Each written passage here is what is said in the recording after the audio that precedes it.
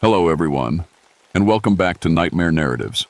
I can picture some of you already in bed, maybe some of you just getting home from work. Wherever you are, whatever time it is, I'm glad you're here. If this helps you relax or sleep, please like and subscribe. It means a lot. Now let's get you comfortable, and I'll tell you tonight's story. My name is Jacob Millfield, and I've been a park ranger for 17 years. Started back in '59, right after I got back from Korea. These mountains in West Virginia have been my home, my job, and my life ever since. I know every trail, every ridge, every cave system in Blackwater Falls State Park like the back of my hand. People ask me why I stayed so long in such a lonely place. Truth is, after what I saw in the war, the quiet felt good. My wife Sarah used to say I was hiding from the world. Maybe she was right. When she passed 5 years ago from the cancer, I stopped pretending I had any reason to leave. My ranger station sits 40 miles from the nearest town, tucked into a hollow where the radio barely works on a good day. In October, when the fog rolls in thick through the canyon, you might as well be on another planet. That's how I like it. Or used to, anyway. I specialize in cave rescue, got the training in the Army, mapping tunnel systems in Korea. These limestone caves under Blackwater Canyon are tricky, full of underground rivers, narrow passages, and drops that'll kill you if you're not careful. Over the years, I've pulled out my share of weekend warriors who thought they knew better than the mountain. The Cherokee used to live in these parts, and they had stories. Old-timers in town still whisper about the empty ones who lived in the deep caves, said they'd steal your soul right out of your body, leave you walking around like a shell. Of course, I never put much stock in mountain folk tales. 17 years walking these ridges, and the only hollow men I ever saw were the ones drowning their troubles in moonshine down in Parsons. That was before October 15th, 1976, before I learned that some stories exist because they're true. It started with a missing persons report that came crackling over my radio on a Tuesday morning. 3 experienced cavers from Chmond, Dr. Elena Vasquez, her graduate student Mike Chen, and veteran caver Tom Bradley. They'd been exploring a newly discovered cave system about 6 miles up Blackwater Canyon. Should have been back Sunday night. When Tuesday rolled around with no word, their families got worried. I knew all 3 by reputation. Dr. Vasquez was a geology professor who'd mapped caves all over Appalachia. Mike was working on his thesis about underground river systems. Tom had been caving for 20 years and knew these mountains almost as well as I did. These weren't weekend amateurs. They were serious people who didn't take stupid risks. I radioed the state police, grabbed my gear, and headed up the trail. The morning was crisp and clear, with that sharp October bite that means winter's coming whether you're ready or not. The leaves were turning, reds and golds painting the mountainside like fire. Under normal circumstances, it would have been a beautiful day for a hike. The cave entrance was exactly where Tom had marked it on his topographic map, a narrow opening in a limestone cliff face, maybe 4 feet high and 3 feet wide. What bothered me right away was how quiet it was. Usually these hollows are full of bird calls, squirrel chatter, the rustle of small animals in the underbrush. Here, nothing. Even the wind seemed to die about 50 feet from the cave mouth. I found their camp set up neat and professional in a clearing about 100 yards from the entrance. 3 tents, cooking gear properly stored, fire ring built according to regulations. Everything looked normal except for one thing. Their gear was too clean. After 3 days in October weather, there should have been dew, maybe some leaves blown around. Instead, everything looked like it had been arranged yesterday. That's when I noticed the smell. Faint at first, like wet copper pennies mixed with something sweet and rotten. It got stronger as I approached the cave entrance. I'd smelled death before, in Korea, and in these mountains when hikers didn't make it out. This was different. Older, somehow. Like the earth itself was sick. I checked my equipment. Headlamp, backup flashlight, rope, first aid kit, emergency flares, radio, though it wouldn't work underground. Standard cave rescue protocol. I called out at the entrance, "Elena, Mike, Tom," and listened to my voice echo back from the depths. No response. but the echo seemed to go on longer than it should have, bouncing around in spaces that sounded bigger than any cave system I knew about in this area. The entrance was tight, but I've squeezed through worse. What struck me as odd was how the rock around the opening looked. There were scratch marks like something had been clawing at it from the inside. And wedged into a crack about eye level, I found something that made my blood run cold. A human finger bone, yellowed with age, jammed into the limestone like someone had been trying to seal the cave shut. I should have turned around right then. Should have called for backup, maybe brought in the state police dive team that had worked with me before. Instead, I clicked on my headlamp and squeezed through that opening into the dark. The tunnel opened up after about 20 feet into a chamber the size of my living room. My light swept across flowstone formations and limestone columns that had been growing for thousands of years. Beautiful stuff, the kind that makes you understand why people risk their necks to see what's hidden under the world.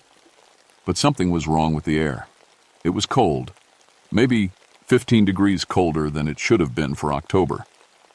And that copper smell was stronger, mixed with something that reminded me of hospitals, antiseptic, and death.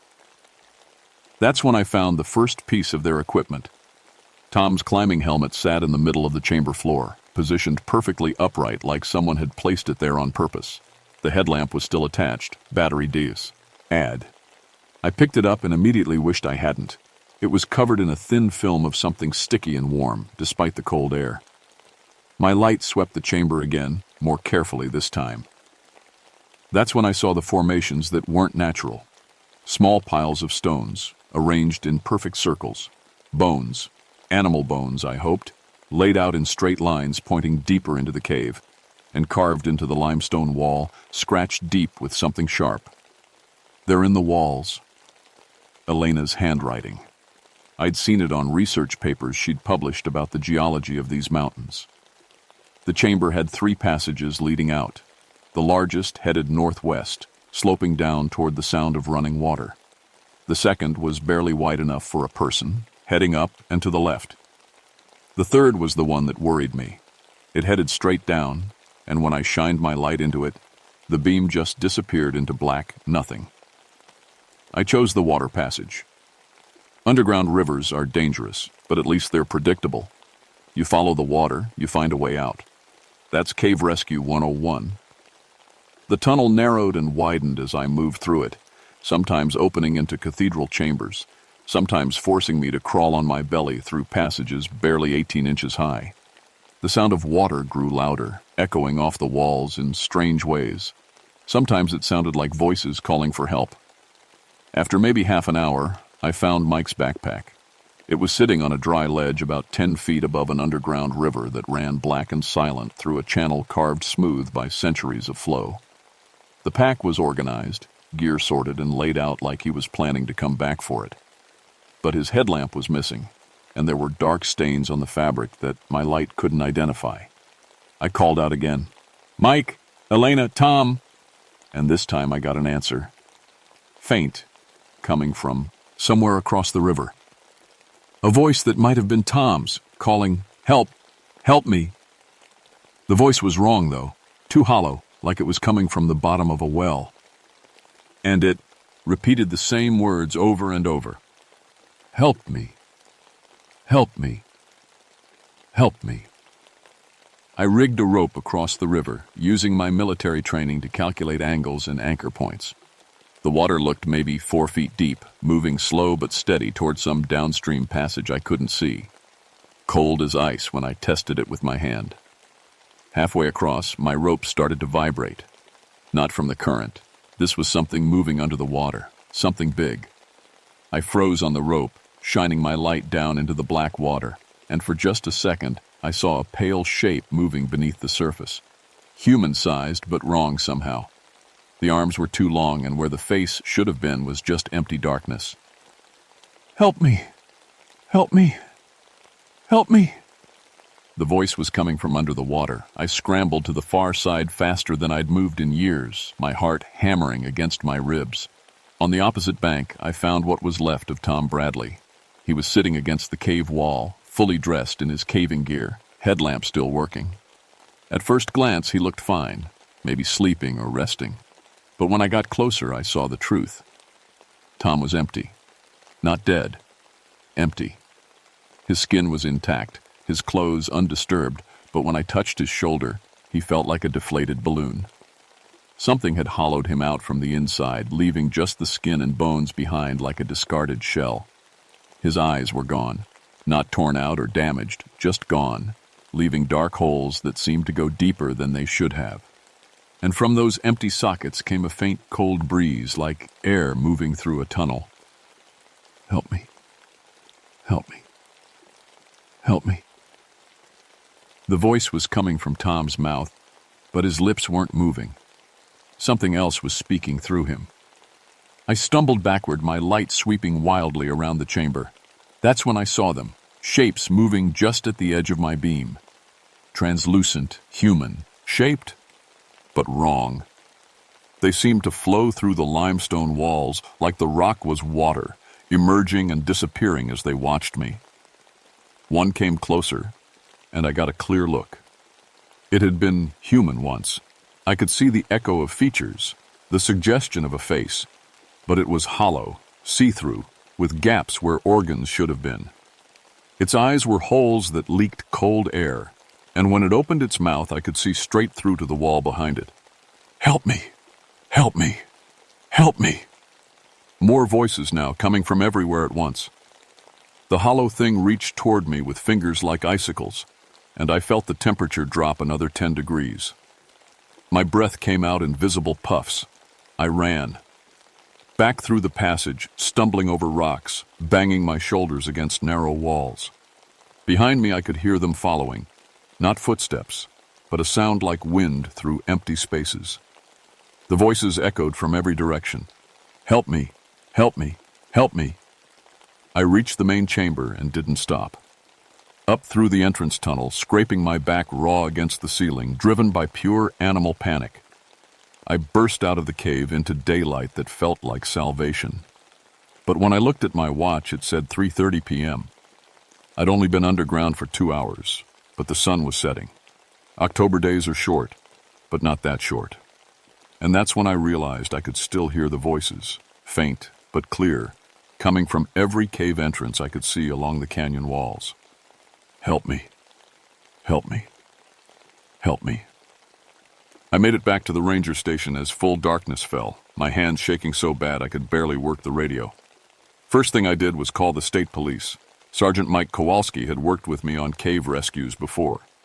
Good man, steady under pressure. Jake, you sound like hell. What happened up there? I tried to explain, but how do you tell someone that you found a man who'd been hollowed out like a Halloween pumpkin? That transparent things were moving through solid rock? Mike listened without interrupting, which I appreciated. When I finished, he was quiet for a long moment. Jake, you been drinking? Stone sober, Mike. I need you to bring the dive team up here. Something's wrong with that cave system. Real wrong. All right, we'll be there first light. But Jake, maybe you should come down to town tonight. Stay at the motel. I almost did. Almost packed my gear and left those mountains for the first time in 17 years. Instead, I sat in my kitchen with a pot of coffee and my service revolver on the table, watching the windows and trying not to think about what I'd seen. Around midnight, the power went out. I'd been in blackouts before. Happens all the time up here when storms knock down the lines. But this was different. The darkness felt thick, like something you could touch. And it was dead quiet. No wind, no night sounds, nothing. I lit an oil lamp and walked through the station, checking windows and doors. Everything was locked tight, but I had the feeling that wouldn't matter much against what was out there. That's when I heard the tapping. Soft at first, coming from the kitchen window. Tap, tap, tap, like fingernails against glass. When I raised the lamp to look, I saw a face pressed against the window. Elena Vasquez, or what was left of her. Her skin was pale and waxy. Her eyes empty black holes. Her mouth moved in that same repeated phrase, though I couldn't hear it through the glass. Help me. Help me. Help me. She raised her hand and tapped on the window again. Her fingers were too long, the joints bent in ways that shouldn't have been possible. Behind her, I could see more shapes moving in the darkness. I backed away from the window, revolver in hand. The tapping spread. Now it was coming from every window, every door. A dozen hollow voices, maybe more, all speaking in unison. Help me, help me, help me. The sound of it made my teeth ache. I retreated to my bedroom, barricaded the door, and sat with my back against it until dawn. When the sun came up, they were gone. The power was back on. The forest sounds returned to normal. If not for the muddy handprints on every window and the claw marks around the door frames, I might have thought it was all a nightmare. Mike Kowalski arrived at 8 a.m. with 3 other officers and Bill Harrison, the best cave diver in the state. Bill had pulled bodies out of flooded caves from here to Kentucky. If anyone could handle what was down there, it was him. We hiked up to the cave in good weather, clear and cool. The smell hit us about 100 yards out, that copper and death stench, but stronger now, like something was rotting in the depths. Jesus, Jake, Bill said, pulling a bandana over his nose.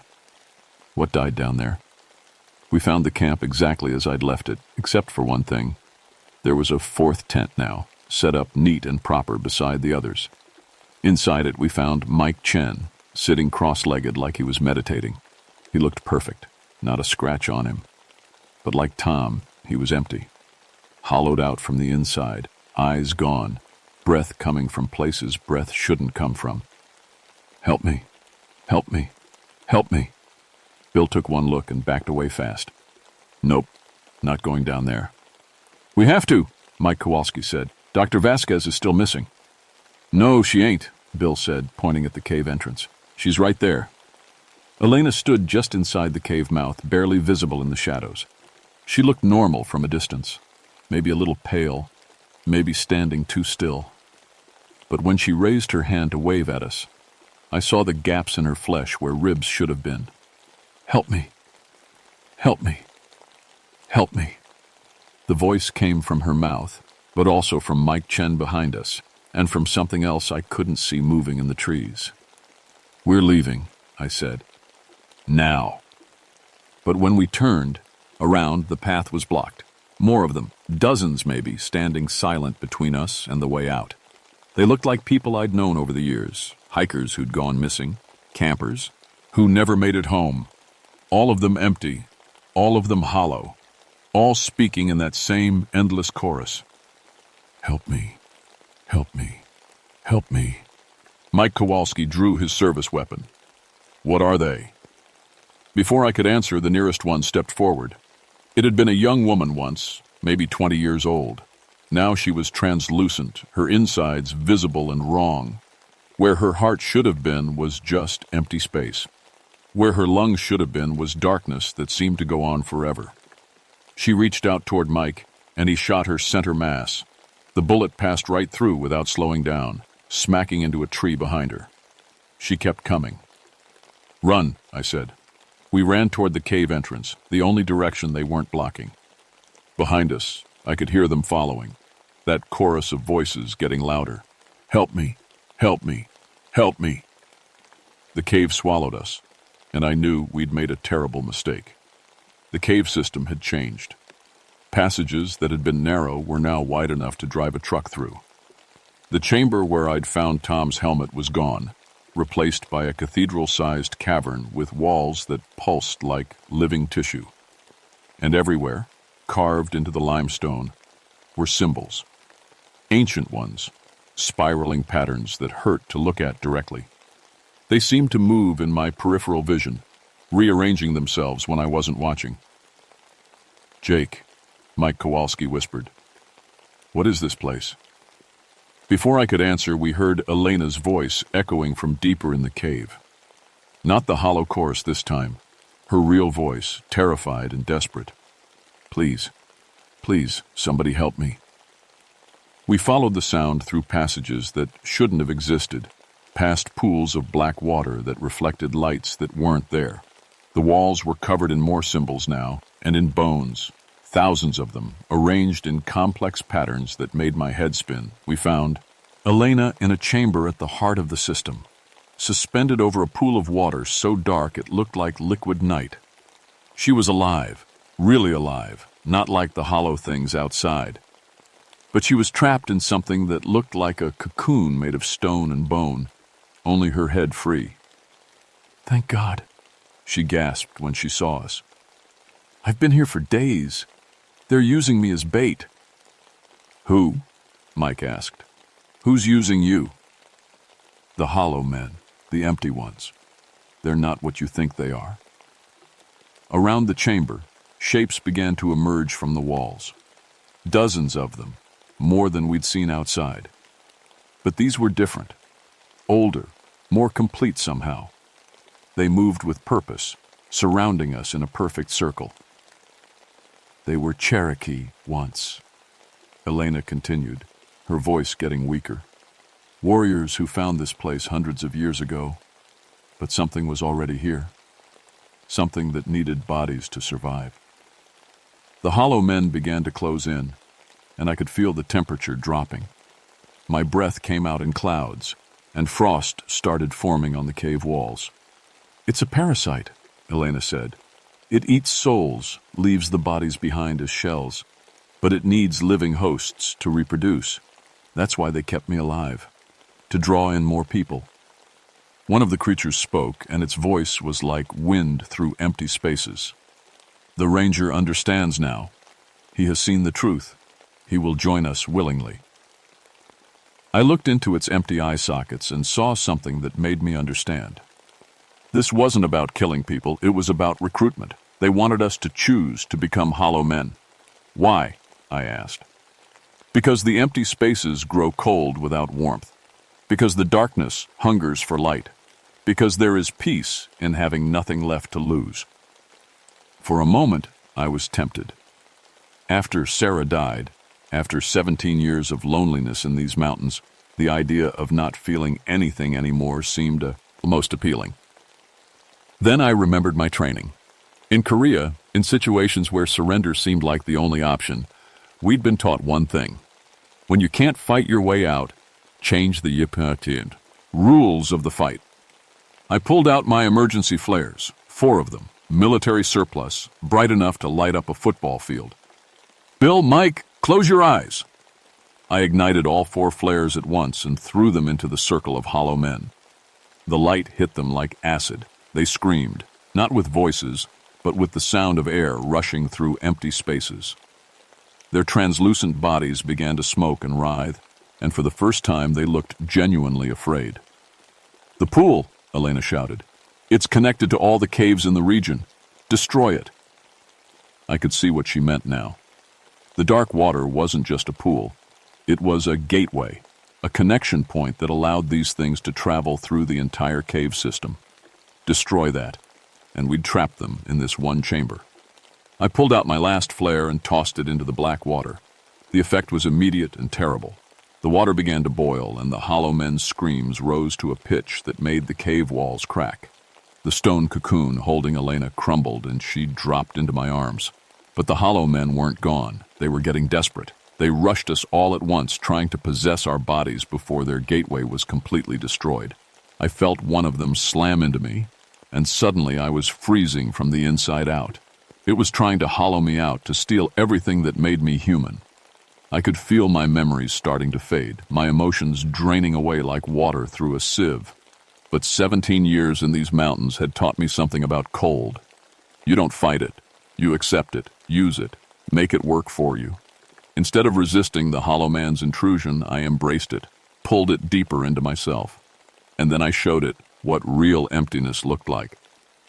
Sarah's death, the loneliness of 17 years, the weight of all the people I couldn't save, all the bodies I'd pulled out of these caves too late. The hollow man had expected to find a full soul to steal. Instead, it found someone who was already partially empty. The creature recoiled, confused and weakened. That gave me the opening I needed. I grabbed another flare from Bill's pack and jammed it directly into the thing's translucent chest. It dissolved like morning mist, taking with it the cold that had been eating me alive. Around the chamber, the other hollow men were retreating, their connection to the dark pool severed. They faded back into the walls, but I knew they weren't gone. Just trapped, cut off from their hunting grounds. "We need to leave," I said. "Now."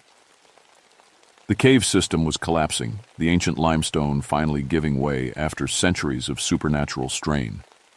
We ran through passages that crumbled behind us, Elena leaning on Mike for support, all of us driven by the knowledge that we had maybe minutes before the whole mountain came down on our heads. We made it out just as the entrance collapsed, sealing the hollow men in their limestone prison. The sound of falling rock echoed through the canyon for 10 minutes, and when it finally stopped, the unnatural silence was gone. Birds were singing. Squirrels chattered in the trees. The world felt alive again. The official report listed it as a cave-in caused by structural instability. 3 experienced cavers had been exploring an unmapped system when geological stress caused a collapse. One survivor, Dr. Elena Vasquez, had been rescued by park rangers before the entrance was sealed. Elena backed up my story as much as she could. She'd been conscious through most of her captivity and had seen enough to know that what happened in that cave couldn't be explained by conventional science. But she also knew that no one would believe the truth. The missing persons cases in the region dropped to almost 0 after that October. Hikers stopped disappearing on the trails. Campers stopped vanishing from their tents. Whatever connection the hollow men had been using to hunt throughout the mountains was broken, but not destroyed. I stayed on as a ranger for 3 more years, until my mandatory retirement in 1979. During that time, I mapped every cave entrance in a 50-mile radius, looking for signs that the hollow men had found a new way to reach the surface. Most of the caves were clean, just normal limestone formations with nothing worse than bats and the occasional black bear. Most of them.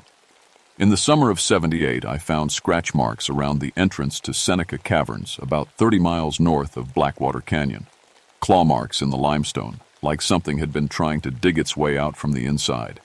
I sealed that entrance with concrete and steel bars, then filed a report recommending it be declared structurally unsound. There were others. Cave entrances that felt wrong, that carried that familiar copper and death smell on the wind. Each time I sealed them as best I could and made up reasons why they should be closed to the public. Elena went back to Richmond and never returned to West Virginia. She published her thesis on underground river systems but never mentioned what she'd seen in the depths. Sometimes she sends me Christmas cards with no return address. We don't talk about what happened, but we both know it's not over.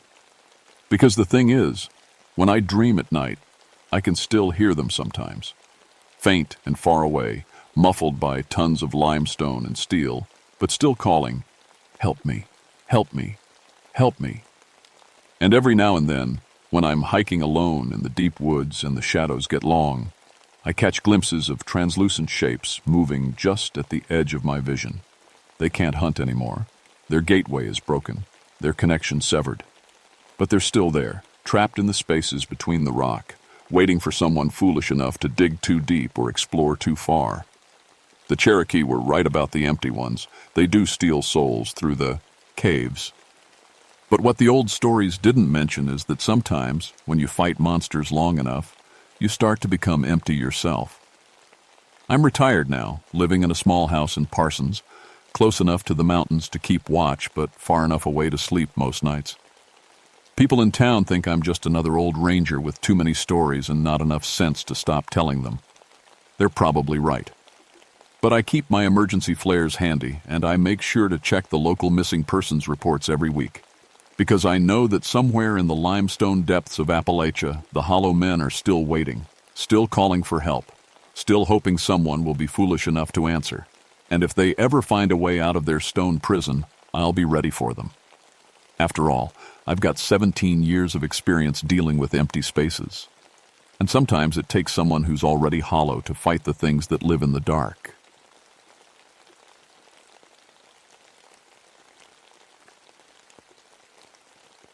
My name is Samuel Grayson, and what I'm about to tell you goes against everything I was taught about Cherokee ways. I've been a forest ranger for 22 years, longer than anyone else in this district. Mount Rogers Wilderness in Virginia has been my home, my job, and my life since I was 26.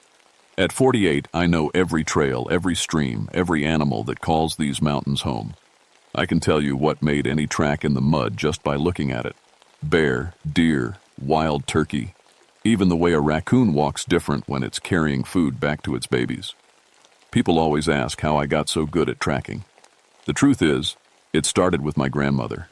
She was full-blooded Cherokee, lived on the reservation until she married my grandfather and moved to Virginia. When I was little, she'd take me into the woods and show me things. How to read the forest like a book. How every broken twig and bent leaf tells a story. But she also told me other stories. Scary ones about things that walked in the deep woods.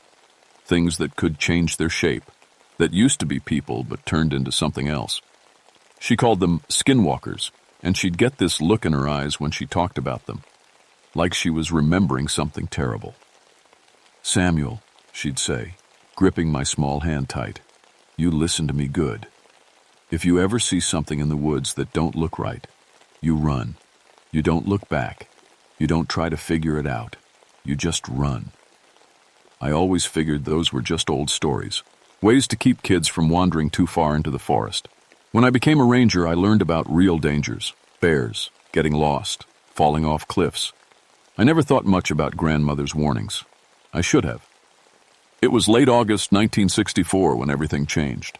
The nights were getting cooler than they should have been, and we were in a new moon period. The mountains felt different somehow, quiet in a way that made the hair on my arms stand up. I was working the highest part of my district, up near Mount Rogers Peak. It's isolated up there, 25 miles from the nearest paved road, nothing but forest and meadows and thick patches of rhododendron that grow so dense you can't see 3 feet into them. The call came in on my radio around noon. Local farmer named Bill Henderson said something was killing his cattle. Not just killing them, tearing them up bad, real bad. "Sam," Bill's voice crackled over the radio, "I've seen bear attacks before. This ain't no bear. This is something else." I loaded up my truck with the usual gear. Camera for taking pictures of tracks and bite marks, measuring tape, plaster for making casts of paw prints, my rifle, just in case we were dealing with a sick or injured predator. The drive to Bill's farm took me through some of the prettiest country in Virginia, rolling hills covered in oak and maple, little streams running clear and cold. But as I got closer to his place, things started feeling wrong. I couldn't put my finger on it at first. Then I realized I wasn't seeing any animals. No deer grazing in the fields, no squirrels running across the road. Even the birds seemed to have gone somewhere else. Bill met me at his front gate. He was a tough old guy, been farming these hills for 30 years. But when he shook my hand, I could feel it trembling. "It's in the back pasture," he said. I don't think you've ever seen anything like this, Sam." He was right. The cow was a big Holstein, probably weighed 800 pounds. Whatever killed her had torn her throat out, but that wasn't the worst part. The worst part was how neat everything else looked, like someone had drained all the blood out of her without spilling a drop. The ground around her was clean, too clean, and the tracks, that's wet. Things got really strange. I circled that dead cow 3 times, taking pictures from every angle. The bite marks on her throat were wrong, too big for a dog, too small for a bear, and the wrong shape for either. They looked almost like human teeth marks, if human teeth were twice as long and sharp as razors. But it was the tracks that made my skin crawl. I found paw prints in the soft mud near the stream. Big ones, bigger than any dog I'd ever seen. They looked like wolf prints, but we don't have wolves in Virginia. Haven't for over 100 years. I made plaster casts of the best ones, measuring them careful like I always do. That's when I found the other tracks. 20 feet away in a muddy patch by some blackberry bushes, I found human footprints. Bare feet, adult-sized. They came from the same direction as the wolf tracks, following the same path to the dead cow. I followed both sets of tracks back toward the tree line. The wolf prints were clear and deep in the mud. 4 toes, claw marks, the classic teardrop shape of the paw pad. But every 30 or 40 feet, something weird happened. The wolf tracks would get shallow, then disappear completely. And right where they ended, I'd find human footprints. Not near the wolf tracks. Not mixed up with them. right where they ended, like the wolf had just stood up and started walking on two legs. I told myself there had to be a logical explanation. Maybe someone had been tracking the same animal I was tracking. Maybe they'd been following it, trying to see where it went. That would explain why the footprints followed the same path, but it didn't explain why I never found places where both tracks appeared together. And it sure didn't explain what I found at the edge of the forest. Hanging from a low branch of an oak tree, about 8 feet off the ground, was a piece of skin, not fur. Skin, pale and wrinkled, like leather that had been soaked in water and then dried out. It was roughly the size and shape of a person's torso, with ragged holes where the arms and head would attach. I stared at that thing for a long time, my camera hanging around my neck, forgotten.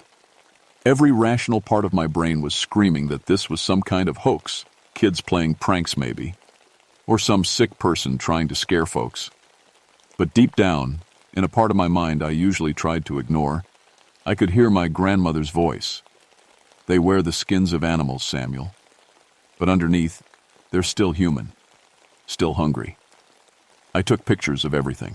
The tracks, the dead cow, the skin hanging from the tree. Then I packed up my gear and headed back to the ranger station to develop the photos and write my report. The drive back felt longer than usual. The sun was getting low, throwing long shadows across the road. I kept checking my rearview mirror, but I couldn't shake the feeling that something was following me, something that stayed just out of sight, moving through the trees alongside the road. Back at the station, I spread the photos out on my desk and studied them under the bright fluorescent lights. The bite marks were clearer in the pictures. Definitely not any animal I knew. The tracks were perfect, too perfect, like something had carefully placed each paw print exactly where it needed to be. And the skin. In the photographs, it looked even more human than it had hanging from the tree.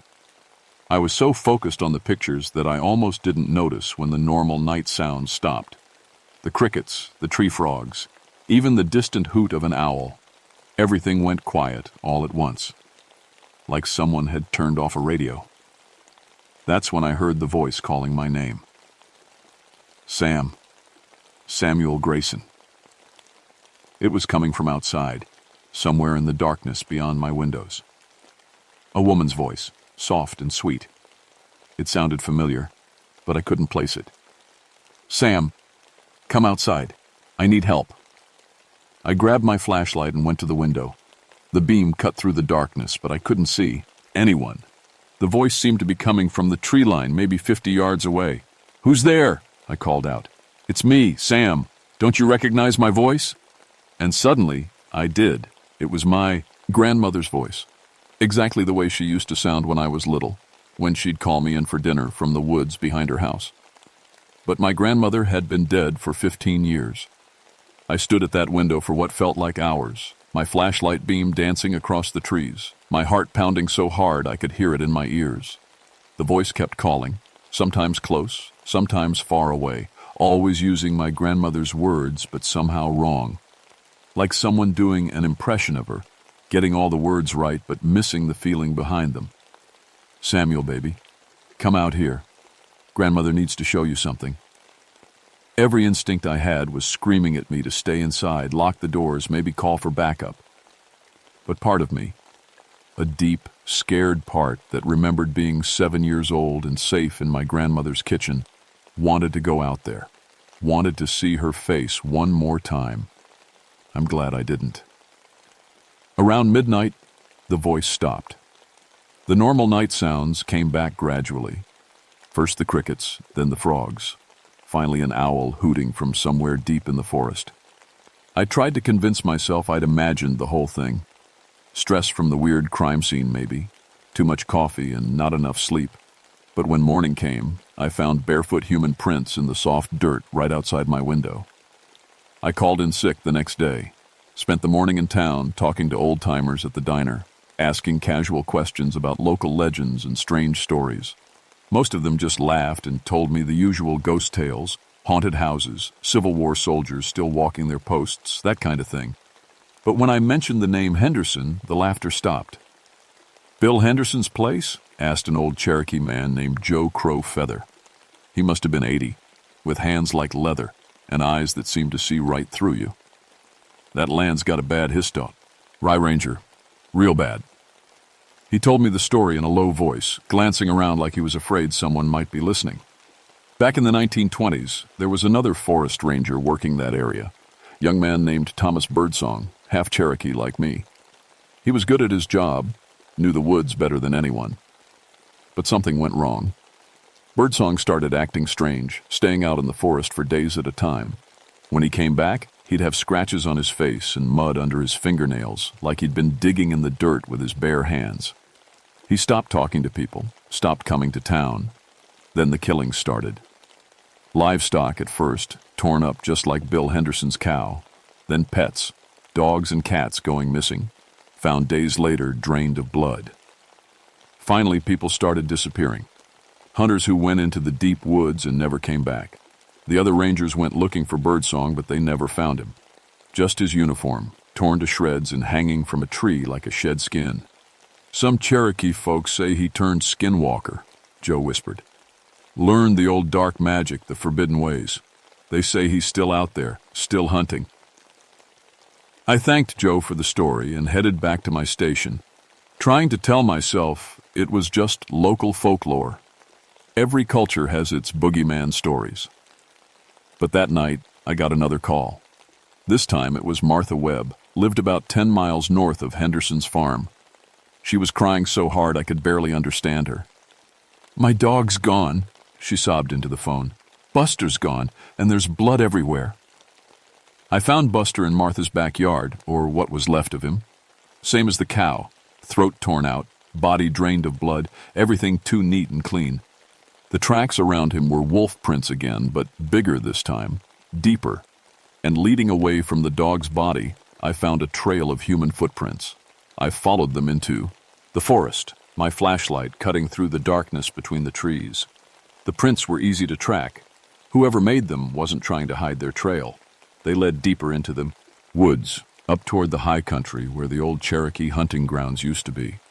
I should have turned back, should have called for help, waited for daylight, done anything except follow those tracks deeper into the forest. But I kept thinking about my grandmother's stories, about the warning in her eyes when she talked about things that walked in the deep woods. I had to know. The trail led to a small clearing maybe 3 miles from Martha's house. In the center of the clearing, arranged in a perfect circle, were bones, human bones, bleached white by years of weather. And in the center of the bone circle, stuck into the ground like fence posts, were wooden stakes topped with animal skulls. Wolves, bears, deer, dozens of them, all grinning down at me with empty eye sockets.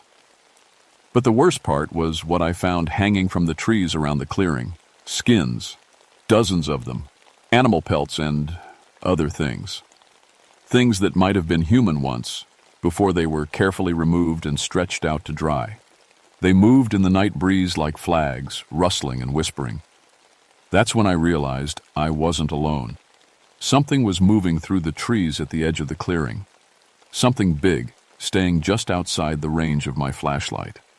I could hear it circling me, paws crunching on dead leaves, but every time I turned toward the sound, it was already somewhere else.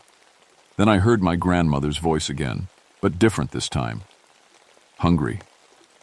"Found my special place, did you, Samuel? Took you long enough."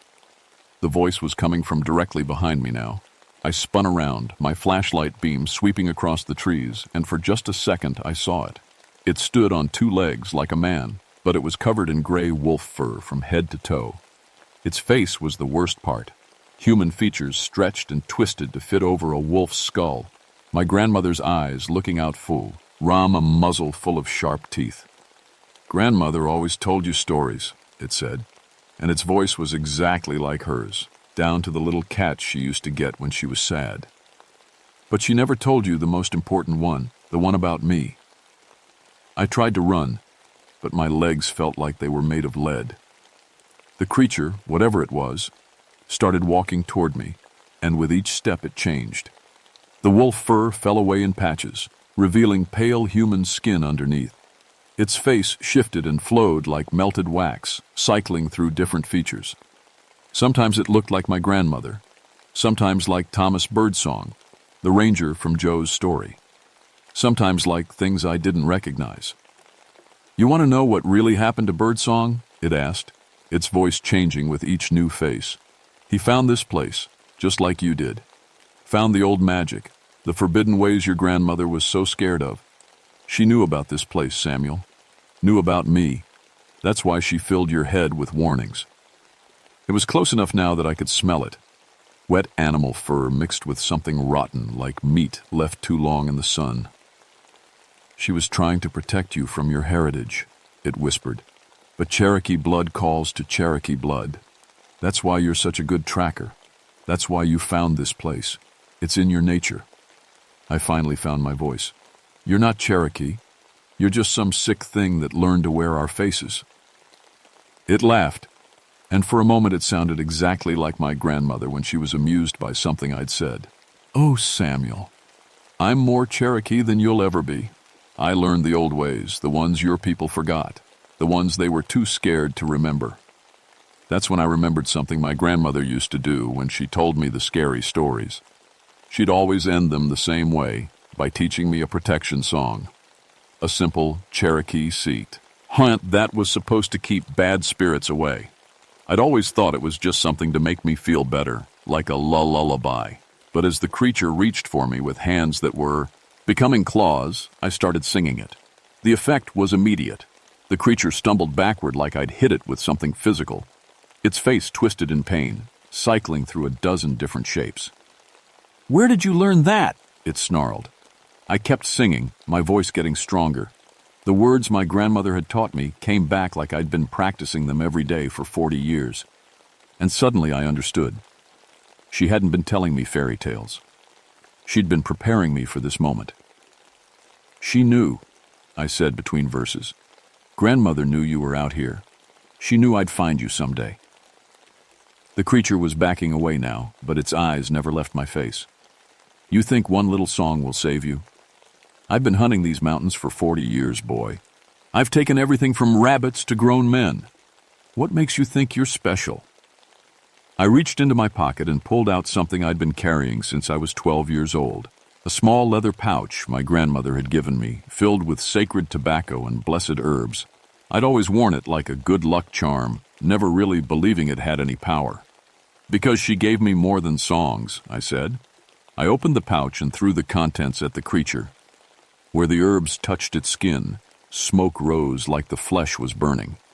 It howled, not like a wolf, but like a man in terrible pain, and fell to its knees. "Thomas Birdsong," I said, remembering the name Joe had told me. "That's who you used to be, isn't it? Before you chose the dark path." The creature's face solidified into human features, a young Cherokee man with sad, hollow eyes. "I was so lonely," it whispered. 40 years alone in these mountains, watching, hunting. The magic promised me power, but it didn't tell me the price." "The price was your soul," I said. It nodded slowly. "I can't die, Samuel. Can't live, can't die, can't chang. Be back. Just hunger and hunt forever." I looked around at the bone circle, at the skins hanging from the trees, at the decades of death this thing had caused.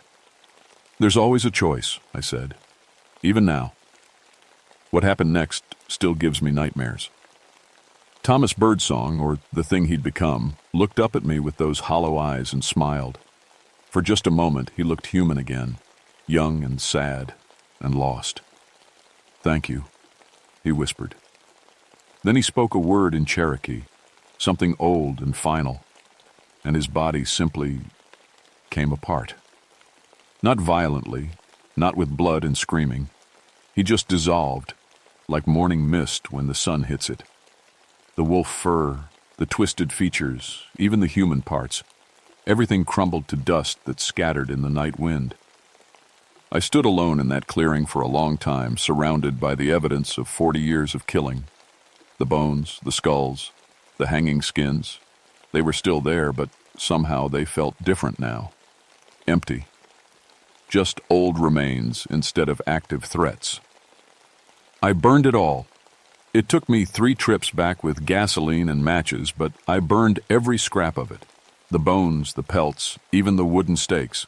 I watched it all turn to ash and smoke that rose up through the trees toward the stars. Then I went home and wrote my report. Predator eliminated, I typed. Threat to livestock resolved.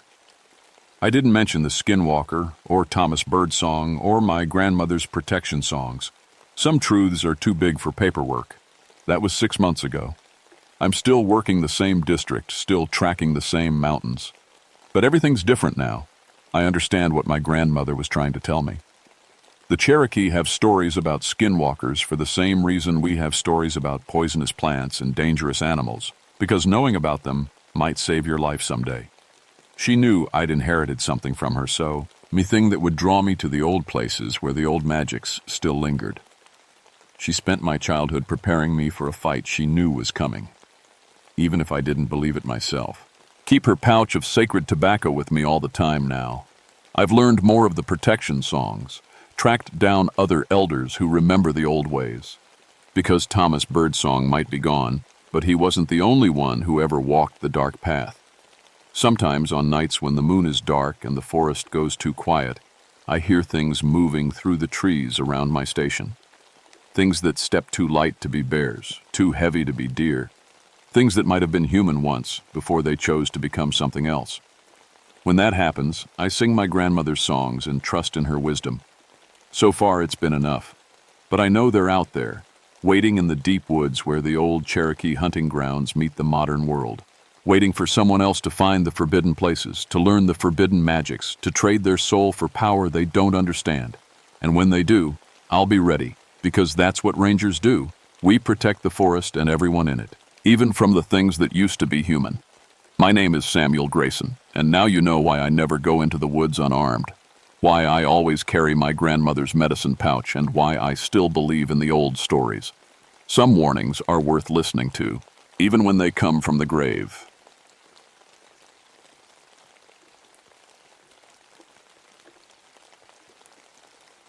My name is Margaret Thornbridge, and I've spent 13 years as a ranger in Daniel Boone National Forest. People always look surprised when I tell them I was the first woman ranger in this part of Kentucky. Back in 1958, they weren't sure what to do with a woman who had a PhD in botany and wanted to spend her days in the wilderness. I love my work. There's something pure about studying plants in their natural home. No lab walls, no artificial lights. Just me, my field notebook, and whatever secrets the forest wants to share. The Red River Gorge has been my special place for the last 5 years. Those ancient sandstone cliffs hold plant communities you can't find anywhere else on Earth. September of 1971 started like any other month. The leaves were just beginning to turn, and morning mists hung thick in the gorge. But something felt different that year. The air was too warm for fall, and the plants seemed restless somehow. I know how that sounds. But after 13 years out here, you learn to trust your gut feelings. I was working on a botanical survey of the deeper parts of the gorge, places where you need ropes to get down and serious hiking boots to get back up, the kind of spots where city folks never go, where the old-growth forest still remembers what it was like before humans showed up with their chainsaws and concrete. My grandmother used to tell stories about these mountains, Cherokee legends about plants that could think, trees that could hunt. As a scientist, I always smiled and nodded, the way you do when someone you love tells you something impossible. Plants don't think. Plants don't hunt. They just grow toward the sun and send down roots. I never believed those old stories. I should have. The first sign something was wrong came on a Tuesday morning. I was collecting samples of a rare fern species, carefully cutting small pieces and placing them in my plant press. Standard procedure: take a small sample, preserve it between papers, let it dry, then study it back at the station. But when I opened my press the next morning, the fern pieces had grown. Not just stayed alive, actually grown. New fronds were unfurling between the pressing papers, and tiny roots were reaching out through the gaps. I stared at those impossible green tendrils for a long time. Plants don't grow after you cut them. That's not how biology works. But there they were, stretching toward the morning light like they were trying to escape. I told myself it had to be contamination. Maybe I hadn't cleaned my equipment properly. Maybe there were spores or seeds mixed in with the samples. There had to be a reasonable explanation. There always is, until there isn't. I went back to the same spot the next day, determined to figure out what was happening. The location was about 3 miles down into the gorge, where the walls rise up like cathedral spires and the forest floor stays dim even at noon. My boots crunched on fallen leaves as I made my way down the familiar trail. But when I reached the spot where I'd collected the fern samples, I stopped dead in my tracks. The plant was bigger, much bigger. The day before, it had been a modest little fern tucked between 2 rocks. Now it spread across nearly 6 feet of forest floor, its fronds reaching up past my waist. I pulled out my measuring tape with shaking hands. In less than 24 hours, this plant had grown from maybe 8 inches to over 4 feet. I knelt down to examine it more closely, and that's when I smelled it. A sweet, thick scent that made my stomach turn. Like honey mixed with rotting meat, the kind of smell that makes you want to breathe through your mouth. My field notebook shows I spent 2 hours taking measurements and photographs that day. But I remember something else, something I didn't write down at the time. The whole time I was there, I felt watched. You know that feeling when someone's staring at you from across a room? It was like that, but all around, me. Like the forest itself had eyes. I was packing up my equipment when I heard the first whisper. It wasn't words exactly, more like the sound wind makes when it moves through leaves. But there wasn't any wind that day.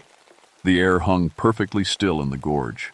Yet somewhere behind me, something was making soft, rustling sounds that almost sounded like speech.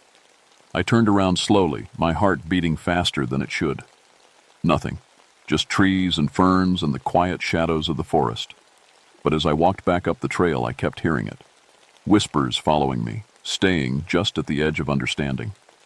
And I swear I could feel something moving in the underbrush, keeping pace with me, always just out of sight. That night I called Dr. Peterson at the University of Kentucky. He'd been my thesis advisor, and he was the smartest botanist I knew. "Margaret, plants don't grow 4 feet in one day," he said when I described what I'd seen.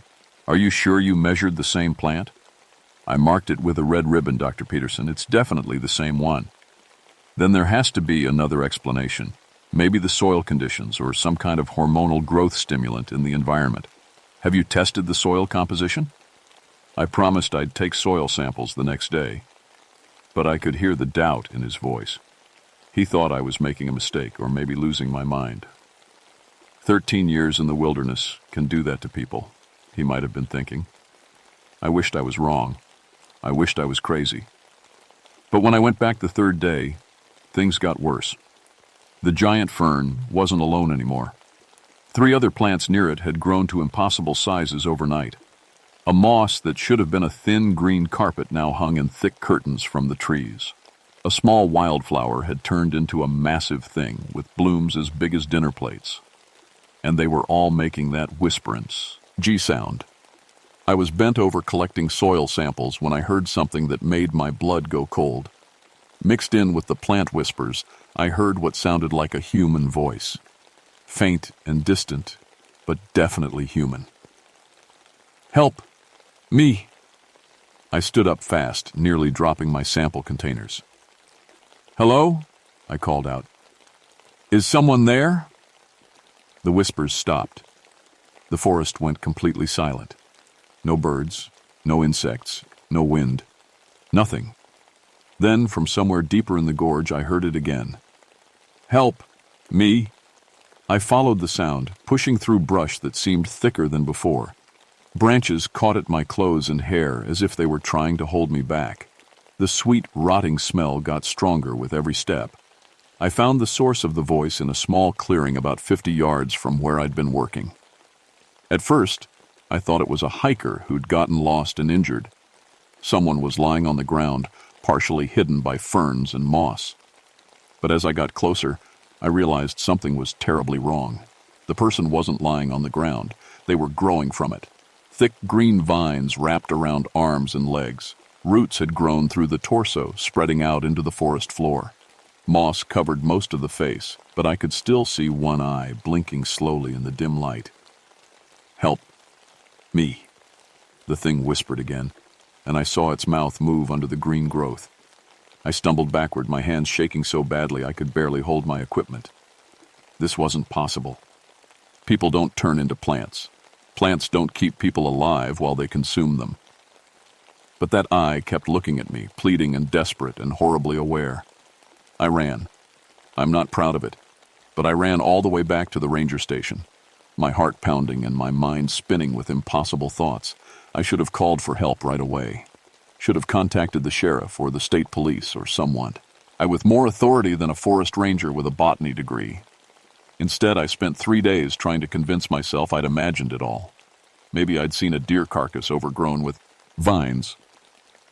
Maybe the stress of working alone for so long was getting to me. Maybe the shadows and the strange smells had played tricks on my mind. But on Saturday morning, Dr. Peterson called me. "Margaret, I'm driving down with 2 of my graduate students," he said. His voice sounded tight with worry. "We want to see this impossible fern of yours." "Dr. Peterson, I don't think that's a good idea. We'll be there by noon. This could be a significant botanical discovery. If there's some unknown growth factor in that area, we need to document it properly." I tried to argue, tried to tell him about the person I'd found, but how do you explain something like that over the phone? He'd think I was having a breakdown. Maybe I was. They arrived right on schedule. Dr. Peterson, tall and serious with his gray beard, Jenny Morrison, an enthusiastic graduate student who specialized in forest ecology, and Tom Bradley, a quiet guy working on his dissertation about plant biochemistry. "So, where's this miracle fern?" Dr. Peterson asked as we hiked down into the gorge. I led them to the spot, my stomach churning with each step. The sweet, rotting smell hit us while we were still 20 yards away. "Jesus," Tom muttered, covering his nose with his shirt. "What died down here?" When we reached the clearing, all 3 of them stopped and stared. The fern had grown even more. It now covered nearly the entire space between the trees, its fronds reaching up into the canopy above us. But it wasn't just the size that shocked them. It was moving, not swaying in the wind. There still wasn't any wind in the gorge, actually moving, like it was alive and aware of our presence. Fronds turned toward us like heads tracking our movement. Parts of the plant pulsed with a slow, steady rhythm that looked disturbingly like breathing. "This is impossible," Jenny whispered. She pulled out her camera and started taking pictures, but her hands were shaking. Dr. Peterson knelt down to examine the base of the plant, pulling out a magnifying glass and his sample kit. "Margaret, have you taken any tissue samples from this specimen?" "I tried the first day, but what?" I watched him reach toward the plant with his collection knife, and every instinct in my body screamed at me to stop him. "Dr. Peterson, don't!" Too late. His blade touched the fern, and everything changed. The plant moved fast, faster than anything that big should be able to move. Thick fronds wrapped around Dr. Peterson's arm before he could pull back. He cried out in surprise and pain as the plant lifted him off his feet. "Help me!" he shouted, and Tom and Jenny rushed forward to grab his free arm. They pulled, but the plant was stronger, much stronger. More fronds reached out, wrapping around Tom's waist and Jenny's leg. The sweet smell became overwhelming, and I realized it wasn't just a smell. It was some kind of drug. The air itself was making us dizzy and slow. I stumbled backward, fighting against the mental fog, and grabbed the emergency flare from my pack. My hands felt clumsy and distant, but I managed to light it. The bright red flame cut through the dim forest light. "Fire!" I shouted, though my voice sounded strange and far away. "Plants hate fire!" I held the flare toward the base of the fern, and the effect was immediate. The plant let go of all 3 researchers so quickly they fell to the ground in a heap. The fronds writhed away from the flame, making sounds that were definitely not normal plant sounds. Sounds that were almost like screaming. "Run!" I grabbed Dr. Peterson's arm and hauled him to his feet. "Everyone run!" We stumbled out of the clearing, half carrying Jenny, who seemed the most affected by whatever the plant had released into the air.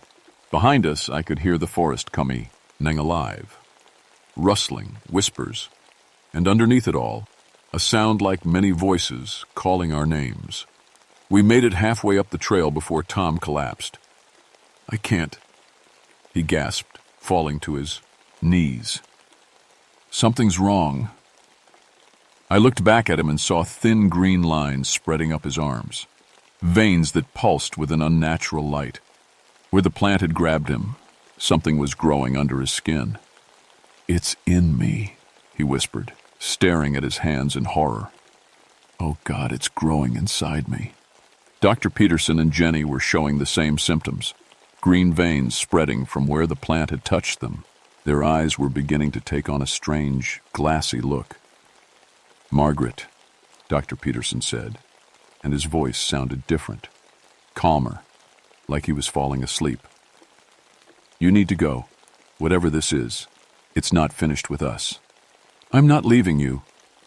"You have to." Jenny's voice was getting dreamy too. "Someone needs to warn people. Someone needs to stop this." The green veins were spreading faster now, and I could see tiny leaves beginning to sprout from their skin. They were changing, turning into something that wasn't quite human anymore. "Go," Tom said, sinking down onto the trail. Roots were already starting to emerge from where he sat, digging into the forest floor. "Please, just go." I ran again, but this time I could hear them calling my name as I fled, their voices joining the whisper chorus of the forest. They weren't calling for help anymore. They were calling me to come back. I made it back to the ranger station and immediately called the Kentucky State Police. But how do you explain that 3 university researchers were being turned into plants by a forest that had somehow become carnivorous? They thought I was in shock, maybe suffering from hypothermia or exposure. "Ma'am, we'll send a search and rescue team," the dispatcher said. "Just stay where you are and try to remain calm." But I couldn't stay calm. Every few minutes the phone would ring. When I answered, I'd hear familiar voices speaking in that dreamy, distant way. "Margaret, come be back!" Dr. Peterson's voice drifted through the receiver. "It's beautiful here. You don't understand what you're fighting." "The forest wants to help you," Jenny whispered during another call. "You're part of it now. You breathe the spores. They're already growing in your lungs." I hung up each time, but I was starting to feel it. A strange tickling sensation in my chest. A taste like honey and decay at the back of my throat. When I coughed, tiny flecks of green came up. The search and rescue team arrived at sunset, but I couldn't let them go down into the gorge, not at night, when the forest was strongest. I convinced them to wait until morning, told them the terrain was too dangerous in the dark. That night, I sat in my station with every light burning, reading everything I could find about carnivorous plants and forest ecology. But nothing in my textbooks explained what was happening in the Red River Gorge. Around midnight, I found my grandmother's old journal in a box of family things. She'd written about the Cherokee stories, the legends about plants that hunted and consumed human fear before taking human flesh. According to her notes, the Cherokee had a name for places like this: Whispering Hollows, locations where the forest itself had become aware, where plants had learned to work together as a single, massive organism. They were rare, and they were incredibly dangerous. The journal included old remedies. Salt scattered in a wide circle could disrupt the plant network's communication. Certain high-pitched sounds could cause the root systems to convulse. And fire. Fire was always effective, but only if you could get to the heart of the organism. As I read, I realized what I was really dealing with. This wasn't just one giant fern that had grown too fast. It was a collective consciousness that had been growing in the deep parts of the gorge for decades, maybe centuries. Every plant connected by underground roots, sharing information and resources, learning. And now it was learning about humans. When dawn broke, I loaded my truck with everything I thought might help. Emergency flares, a bag of rock salt, my grandmother's old silver whistle that made sounds almost too high to hear, and a 5-gallon container of gasoline. The search and rescue team wanted to follow me down, but I convinced them to stay at the rim of the gorge. If I didn't come back by noon, they could call in the National Guard or whoever else they thought might believe this story. The forest was different in the morning light, more active, more aware of my presence. Vines hung lower across the trail, forcing me to duck and weave. Roots pushed up through the path, trying to trip me. And everywhere that constant whisper that was starting to sound more and more like actual words. Come to us, Margaret. Join us. Be part of something greater. I followed the sound deeper than I'd ever gone before, into parts of the gorge that weren't on any map. The walls rose up on both sides, and the canopy closed overhead until I was walking through a green tunnel lit only by dim, filtered sunlight. The whispers led me to a place that shouldn't have existed. A vast underground chamber opened up in the heart of the gorge, as if the earth itself had been hollowed out by roots and time. Ancient trees grew in impossible spirals, their branches weaving together into a living ceiling hundreds of feet above. And in the center of it all was the heart of the organism. It looked like a massive flower, but made of flesh and bark and bone. Petals the size of garage doors pulsed with that slow, breathing rhythm. In the spaces between the petals, I could see faces. Tom, Jenny, Dr. Peterson, and others I didn't recognize.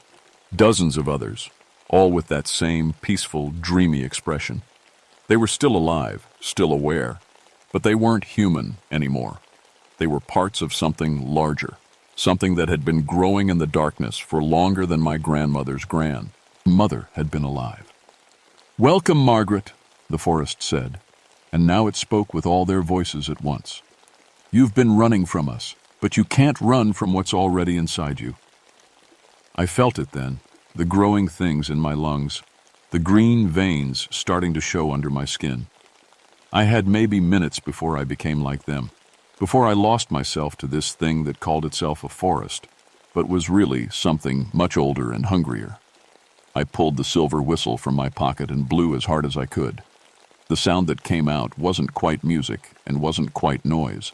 It was something that made every plant in the chamber writhe and convulse. The massive flower thing in the center let out a sound like screaming wind, and all the faces trapped in its petals opened their mouths in silent agony. While it was distracted by the sound, I scattered salt in a wide circle around myself, then started splashing gasoline on everything within reach. "You can't destroy us," the forest said, its voice full of pain and rage now. "We are older than your species. We were here before you, and we will be here after." "Maybe," I said, pulling out a flare. "But you won't be here after this." I lit the flare and dropped it into the gasoline. The chamber exploded into flame and chaos. Every plant for miles screamed at once, and sound that wasn't quite sound, more like a pressure in my head that made my teeth ache. The massive flower writhed and burned, and the faces trapped in its petals looked almost grateful as the fire consumed them. I ran through burning forest, my lungs full of smoke and my skin singed by floating embers. Behind me, the entire heart of the gorge was collapsing as centuries-old root systems died all at once. I made it to the rim, just as the search and rescue team was preparing to come looking for me. They said later that the smoke from the forest fire could be seen for 50 miles. The official report blamed the fire on a lightning strike, even though there hadn't been any storms that week. 3 university researchers were listed as missing, presumed dead in the blaze. The Kentucky State Forest Service closed that section of the Red River Gorge indefinitely. I resigned from my job as a ranger 2 weeks later. Told them I needed a change of career, maybe something in a city where there weren't so many trees. But that's not the whole truth. The fire destroyed the heart of the organism, but not all of it. Root systems that old and that extensive don't die easy. In the months after the fire, I started getting reports of unusual plant growth in other parts of the forest. Small things at first, wildflowers blooming out of season, trees growing too fast, moss that seemed to move when no one was looking. And sometimes, late at night, my phone still rings. When I answer, I hear familiar voices calling my name from what sounds like a very great distance. The green veins under my skin faded after the fire, but they never completely disappeared. Sometimes, when I'm tired or stressed, I can still see them, and I can still feel the growing things in my lungs. Dormant, but not dead. I know what that means. Part of me is still connected to what's left of the forest organism. Part of me will always be connected to it. That's why I'm writing this down. Not because I think anyone will believe it, but because someone needs to know what's really growing in those deep, dark places where humans rarely go. The Cherokee were right. There are places where the forest remembers what it was like before we showed up with our roads and our cities and our assumption that we're the only intelligent life on this planet. And sometimes, in those places, the forest decides to fight back. If you're ever hiking in the Daniel Boone National Forest and you smell something sweet and rotting on the wind, turn around and walk away. If you hear whispers that almost sound like words, don't listen. And if you see plants that are growing too big, too fast, don't get curious. Just run. Because some things are better left undisturbed, growing quietly in the dark, whispering secrets that human ears were never meant to hear. My name is Margaret Thornbridge, and I've seen what happens when we forget that we're not the only things on this planet that know how to hunt.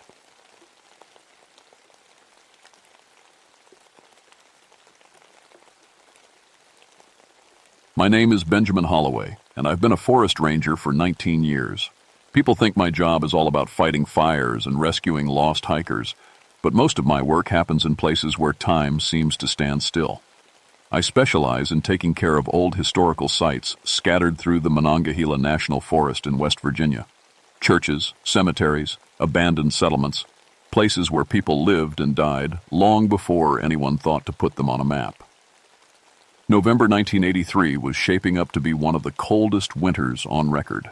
I was 44 years old then, old enough to know better than to venture into Canaan Valley when the weather reports were calling for an early blizzard.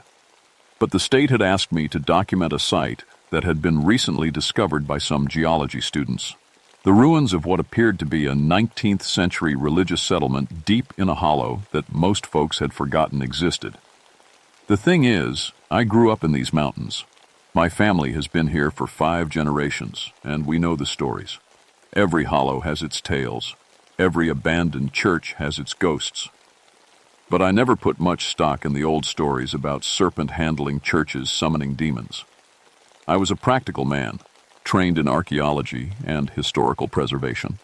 I'd even spent 2 years in seminary before deciding that studying dead congregations was more interesting than preaching to living ones.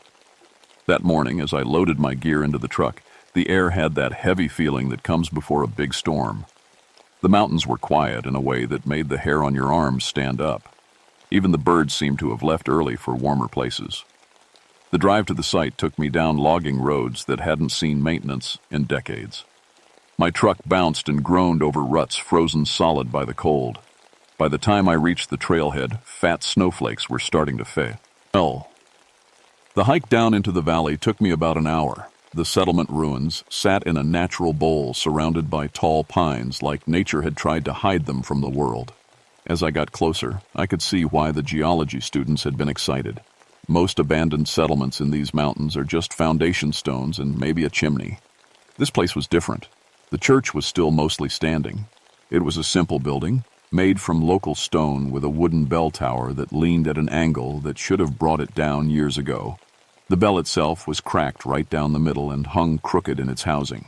Around the church I could see the outlines of other buildings, houses, a well, what might have been a schoolhouse. I set up my camera equipment and started taking photos. The settlement looked like it had been abandoned suddenly. There were still dishes on what remained of some tables, tools scattered in yards. It was like everyone had just walked away one day and never come back. As I worked, the snow started falling harder. By the time I had finished my initial survey, there was already an inch on the ground. I checked my radio, nothing but static. The storm was coming in faster than predicted, and I was going to be stuck here until it passed. I made camp in what used to be the main house. It had most of its roof and 3 solid walls. As I set up my sleeping bag and started a small fire in the old fireplace, I found myself looking out the empty window frame at the church. Something about it bothered me, though I couldn't put my finger on what. That's when I heard it for the first time. A low, mournful sound that could have been wind through the trees or an old church bell swaying in the storm. But I looked out at that cracked bell, and it wasn't moving at all. I woke up the next morning to complete silence. The kind of silence that makes you check if you've gone deaf. The snow had stopped, but it had piled up 3 feet deep overnight. My truck wasn't going anywhere for days. After breakfast, I started my real work. I pulled out the historical records I'd brought and began reading about the settlement while I took detailed photographs of everything. The place had been called Sanctified Hollow, established in 1881 by a religious group that had split off from a mainstream Methodist church. The records were thin, but what was there painted a picture of a community that had grown increasingly isolated and extreme in their beliefs. According to the county records, the entire settlement had vanished in the winter of 1887. No bodies were ever found, no signs of violence. The assumption was that they had all moved on, maybe heading further west, like so many communities did in those days. But reading between the lines, I got the feeling that the local authorities had been happy to see them gone. I was photographing the interior of the church when my camera started acting up. The flash would fire, but when I developed the pictures later, they showed things that weren't there when I took them. Shadows in the shape of people sitting in pews that had rotted away decades ago. Figures standing behind the altar where I knew I had been alone. At first I thought it was just a problem with the equipment. Old cameras can be temperamental in the cold. But when I looked through the viewfinder, sometimes I could swear I saw movement in the peripheral vision. Nothing there when I turned to look directly. The church itself was in better condition than it had any right to be. The wooden floors were solid, the walls mostly intact. Someone had carved symbols into the altar that I didn't recognize, not Christian crosses, but twisting shapes that seemed to move when you weren't looking directly at them. Behind the altar I found a door that was barely visible until you were right on top of it. It was made from the same stone as the walls, fitted so perfectly that it looked like part of the architecture. There was no haunt, but when I pressed against it, it swung inward on silent hinges. The stairs beyond were carved directly from the living rock, descending into complete darkness. The air that rose from below smelled of old incense mixed with something else, something sweet and rotten that made my stomach turn. I should have left it alone, should have marked its location and come back with a proper archaeological team. But there's something about discovering a secret that makes you want to be the first one to see what's hidden. I got my flashlight and started down the stairs. The steps went deeper than I expected, maybe 30 feet down into the mountain. At the bottom, I found myself in a natural cave that had been expanded and shaped by human hands. The ceiling was low, maybe 7 feet high, and the walls were covered with the same twisted symbols I'd seen on the altar above. But it was what was in the center of the cave that made my blood run cold. Human bones. Dozens of them, maybe hundreds. But they weren't scattered randomly like you'd expect in a burial cave. They were arranged in neat rows, sitting upright as if they were attending some kind of service. Each skeleton sat with perfect posture, hands folded in their laps, empty eye sockets all facing toward the front of the cave where someone had built an altar from stones and bones. My hands were shaking as I took pictures. The flash lit up the cave in stark white bursts, and for just a moment between flashes, I could swear the skeletons moved. Turned their heads to look at me, but when the light came back on, they were sitting perfectly still again. I backed out of that cave as fast as I could and sealed the door behind me. By the time I got back outside, it was getting dark and the temperature was dropping fast. I built up my fire and tried to make sense of what I'd found. That night, as I lay in my sleeping bag trying to sleep, I heard singing. It was faint at first, like voices carried on the wind from very far away. An old hymn that I remembered from my seminary days, but the words were wrong. Instead of praising God, they were calling to something else, something that lived in the dark places under the earth. I looked out the window at the church, and I swear I could see lights flickering inside, candle flames dancing in windows that had no glass. But when I blinked, the church was dark and empty again. The singing went on until dawn. The next day, I tried to convince myself that I'd imagined the singing. Isolation and stress can play tricks on your mind, especially when you're dealing with the kind of discovery I'd made in that cave. But deep down, I knew what I'd heard was real. I spent the morning taking pictures of the settlement from every angle, documenting everything I could before the storm cleared and I could get out. But I kept finding myself drawn back to the church. There was something about it that wouldn't let me leave it alone. The cracked bell caught my attention. It was old, probably cast sometime in the 1880s, and the crack ran all the way through from top to bottom. There was no way it could ring. The metal was split so badly that even the slightest touch should have made it fall apart. But as I stood there looking at it, a gust of wind came through the valley, and that bell rang clear as day. I felt it more than heard it, a deep, resonant note that seemed to come from inside my chest. The sound rolled across the settlement like a call to worship, echoing off the mountains and coming back threefold. And in that echo, I heard voices answering, the same voices I'd heard singing in the night. I ran back to the house and grabbed my camera. If there was something supernatural happening here, I was going to document it. But when I got back to the church, everything was quiet again. The bell hung motionless in its tower. That's when I noticed the snow around the church had melted, not all of it, just a perfect circle maybe 50 feet across, centered on, and the building. Inside the circle, the ground was bare and dry. Outside, the snow was still 3 feet deep. The line between the two was so sharp you could have drawn it with a ruler. I took pictures of everything, my hands shaking with excitement and fear. This was impossible, but it was happening right in front of me.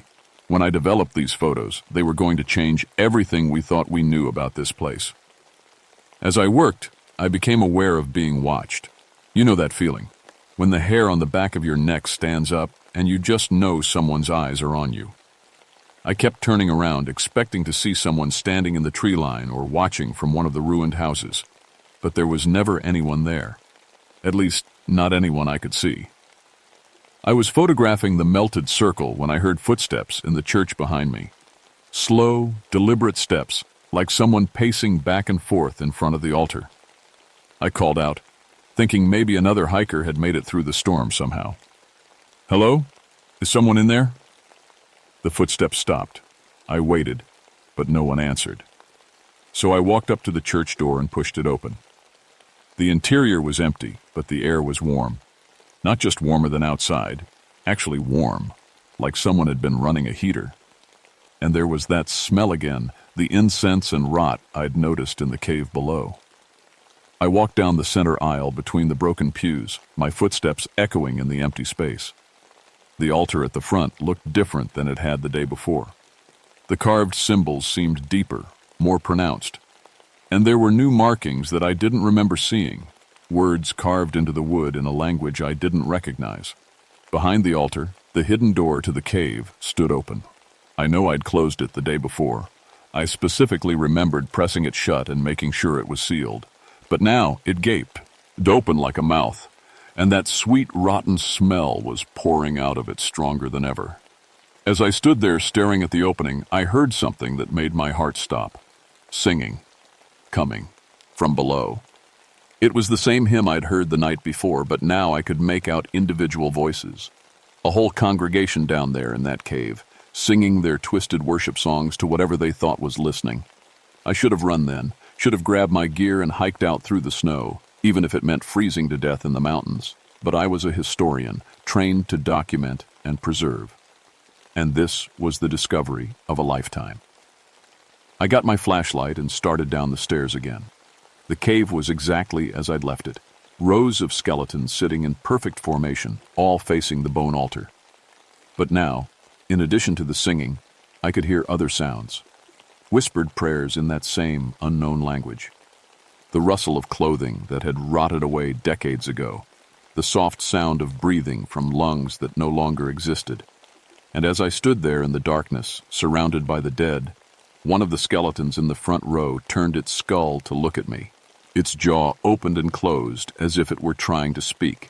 Empty sockets that should have held eyes seemed to focus on my face with an intelligence that had no business existing in something that had been dead for almost a century.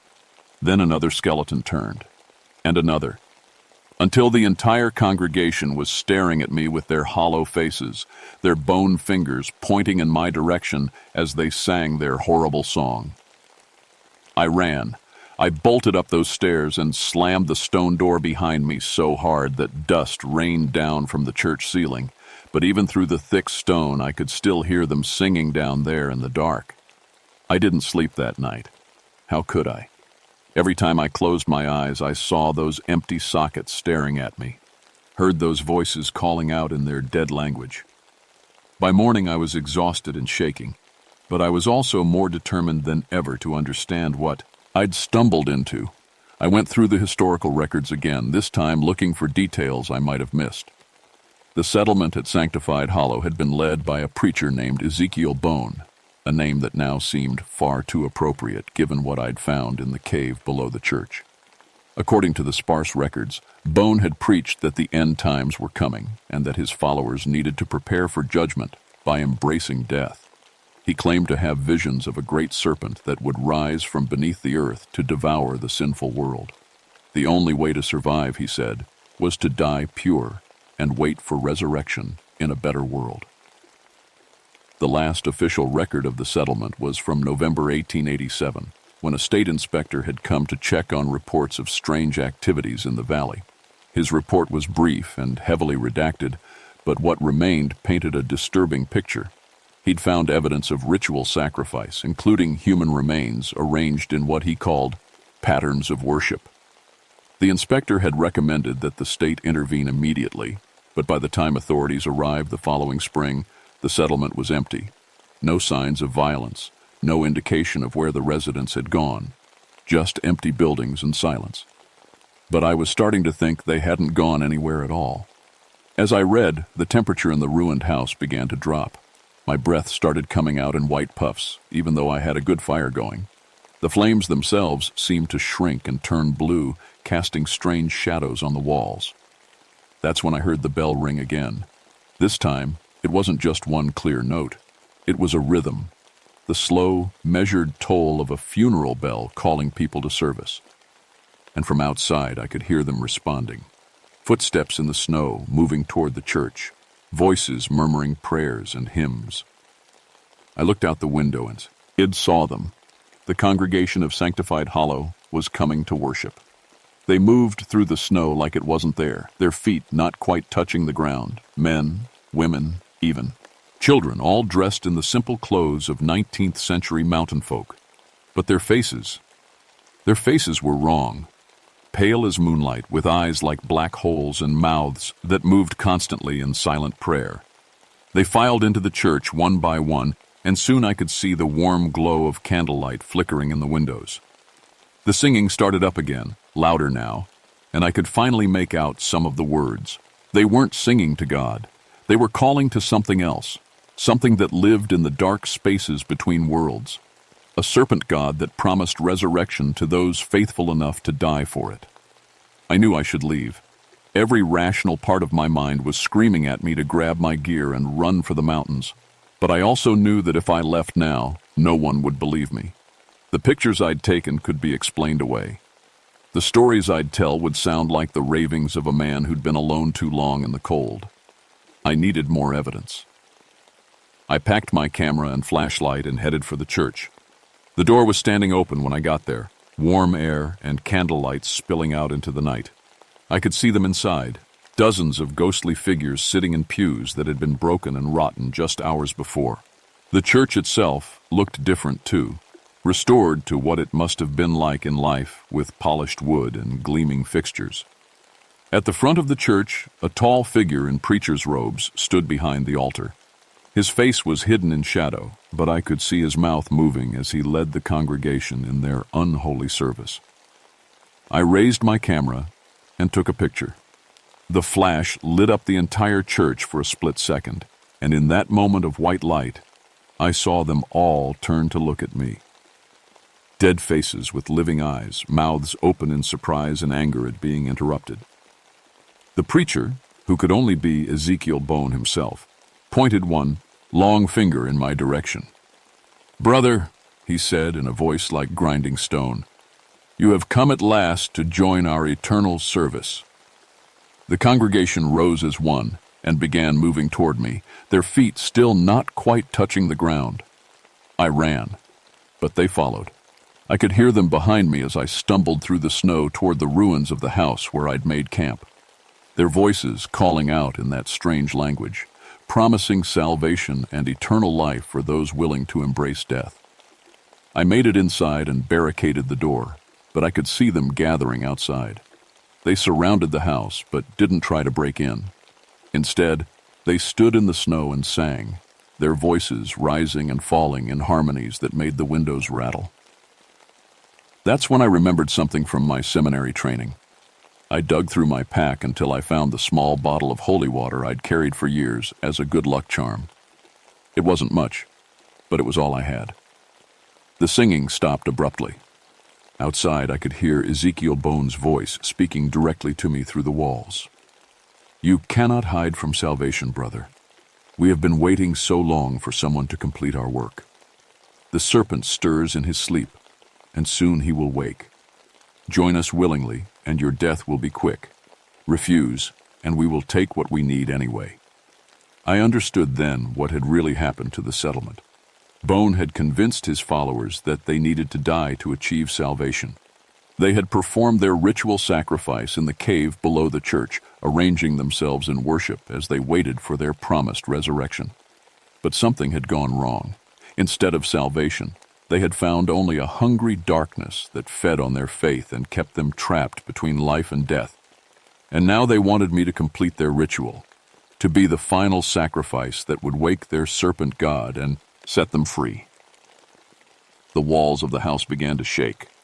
Outside, the voices were rising in pitch and intensity, building toward some kind of crescendo. I could feel the holy water growing, warm in my hands, as if it were responding to the presence of the unholy things surrounding me. I made my choice. I threw open the door and charged outside, the bottle of holy water held high above my head. The congregation recoiled as if I'd struck them with fire. Where the water touched them, they dissolved like smoke, their screams echoing across the valley. But Ezekiel Bone stood his ground. "You only delay the inevitable, brother," he said, his form flickering between the living man he had been and the skeletal thing he had become. "We are patient. We have waited almost a century. We can wait longer." I threw the last of the holy water directly at him, and he vanished with a howl that shook snow from the trees. The rest of that night passed in silence. By dawn, the snow had started melting rapidly, and within a few hours the roads were passable again. I packed my gear and hiked out of Sanctified Hollow as fast as I could, not looking back once. When I developed my photographs, most of them showed nothing unusual. Empty ruins, broken furniture, the normal debris of an abandoned settlement. But a few showed things that shouldn't have been there. Figures in the windows of empty buildings, faces in the shadows of the church. I filed my official report with the state, describing the site as an interesting but standard example of 19th century religious settlement architecture.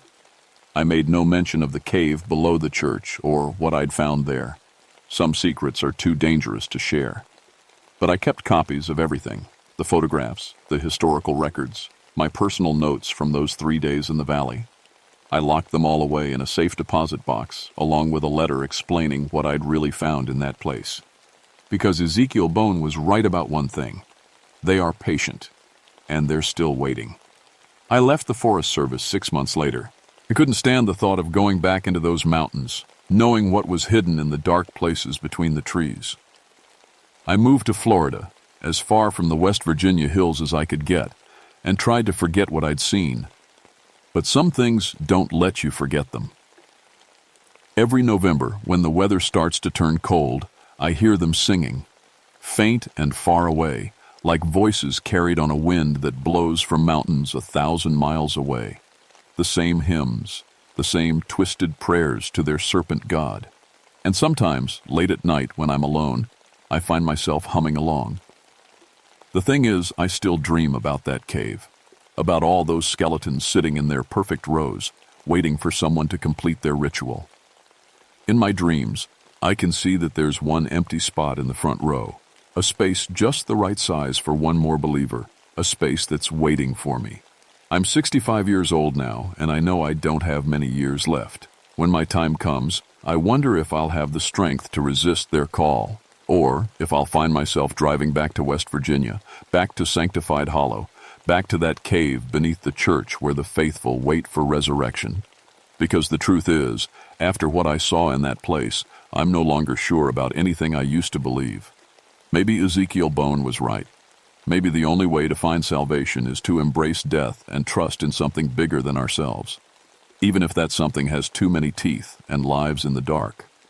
The congregation is still waiting, and every year their voices get a little bit louder.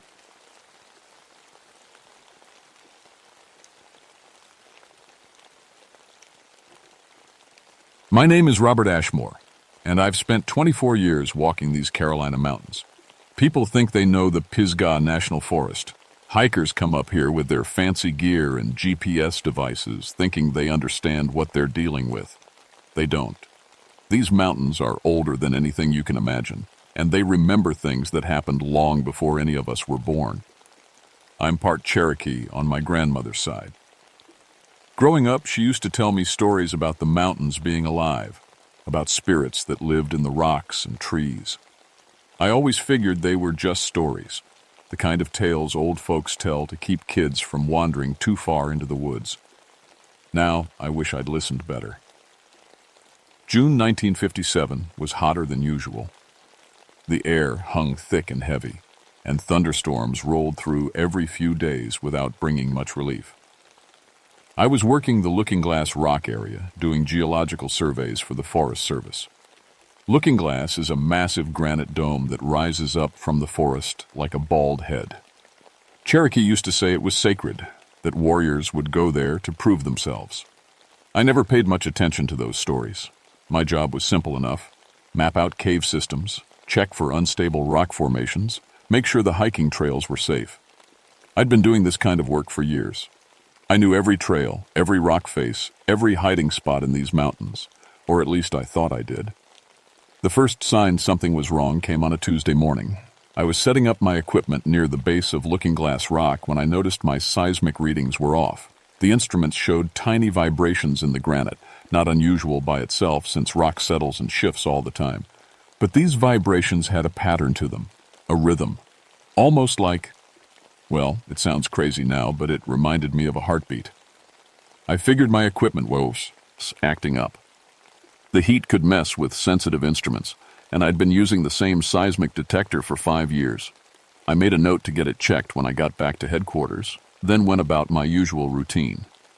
That's when I found the cave entrance. I'd been surveying this area for 3 months, walking the same paths, checking the same rock faces. I knew every crack and crevice in Looking Glass Rock, but there it was, an opening in the granite about 6 feet high and 4 feet wide, dark as pitch inside with cool air flowing out like the mountain was breathing. I stood there for a full minute staring at that cave mouth. It couldn't be there. I would have noticed it before. Hell, I would have noticed the construction work it would have taken to blast an opening like that into solid granite. But there it was. I checked my maps, my notes, my photographs from previous surveys. Nothing. No record of any cave system in this section of Looking Glass Rock. The granite here was supposed to be solid all the way through. That's what made it such a popular climbing spot. The smart thing would have been to head back to headquarters and report the discovery. Get a proper cave survey team out here with the right equipment. Follow protocol. Instead, I grabbed my flashlight and rope and stepped into the darkness. The cave was bigger inside than it looked from the entrance. My flashlight beam disappeared into black space ahead of me. The walls were smooth granite, worn by water over thousands of years. Nothing unusual there. But the deeper I went, the more I noticed something strange. The walls were warm. Not just warm from the day's heat, actually warm to the touch, like the rock had its own source of heat from inside. And those vibrations I'd been detecting with my instruments, I could feel them now, a low thrumming that seemed to come from all around me. I followed the main passage for about 200 yards before it split into 3 smaller tunnels. I marked the junction with chalk and took the left passage. 20 minutes later, I was standing at another 3-way split. That's when I started to get worried. I'd been mapping caves for over a decade. I knew how to mark my path, how to avoid getting lost in underground systems. But when I looked at my chalk marks, they didn't make sense. According to my compass and my marks, I should have been heading back toward the entrance. Instead, I seemed to be going deeper into the mountain. I decided to head back and call it a day. Sometimes cave systems can fool you, especially when you're working alone. Better to return with a partner and proper mapping equipment. But when I tried to retrace my steps, following my chalk marks back toward the entrance, the tunnels didn't look right. Passages I remembered being wide were now narrow. Turns that had been sharp were now gradual curves, and those warm walls were getting warmer. It took me 2 hours to find my way back to the entrance, a trip that should have taken 20 minutes. When I finally saw daylight again, I was sweating and shaking. Not from fear exactly, but from something I couldn't quite name. A feeling that I'd just escaped from something that had been toying with me. I sat on a rock outside the cave entrance and tried to make sense of what had happened. Cave systems were tricky, sure, easy to get turned around underground, but I'd never experienced anything like that before, and I couldn't shake the feeling that the mountain had been playing with me. That night back at the ranger station, I called my supervisor and reported the cave discovery. He was excited. New cave systems meant potential tourist attractions, maybe even scientific discoveries. He told me to take a survey team back up there in the morning. I didn't sleep much that night. Every time I closed my eyes, I could feel those warm walls and hear that rhythmic thrumming. And I kept thinking about something my grandmother used to say. The Mount. Ons don't just watch you, Bobby. They remember you too. The next morning, I hiked back up to Looking Glass Rock with Jake Morrison and Pete Valdez from the Geological Survey team. Jake was young, maybe 25, fresh out of college with a geology degree and more enthusiasm than sense. Pete was older, more experienced, but he'd never worked these particular mountains before. When we reached the spot where I'd found the cave entrance the day before, it wasn't there. I stood staring at smooth granite wall, feeling like an idiot. Jake and Pete were polite about it, but I could see them exchanging glances. The crazy old ranger, seeing caves that weren't there. Maybe it was further up the rock face, Pete suggested, though his tone said he didn't believe it. We spent 2 hours searching every inch of Looking Glass Rock's base. No cave entrance, no opening of any kind, just solid granite, weathered by centuries of wind and rain. I know what I saw, I told them finally. There was a cave here yesterday, a big one. Jake nodded and made some notes on his clipboard, but I could tell he was just humoring me. They packed up their equipment and headed back down the mountain, talking quietly between themselves. I stayed behind. After they left, I walked around the base of Looking Glass Rock one more time. The granite felt normal under my hands. Cool, rough, solid. No sign of any opening. But when I pressed my palm flat against the rock face where the cave entrance had been, I swear I could feel that thrumming vibration again. Faint, but definitely there. That afternoon, I drove into Cherokee to visit my cousin Sarah. She was older than me, maybe 65, and she remembered more of our grandmother's stories than I did. I told her about the cave, about the strange feelings I'd been having on the mountain. Grandmother used to tell stories about Looking Glass Rock, Sarah said, pouring sweet tea from a pitcher. Said it wasn't really a rock at all. What did she mean? She said it was sleeping, an old giant that had been there since before the Cherokee came to these mountains. Most of the time it slept so deep it might as well have been stone. But sometimes what?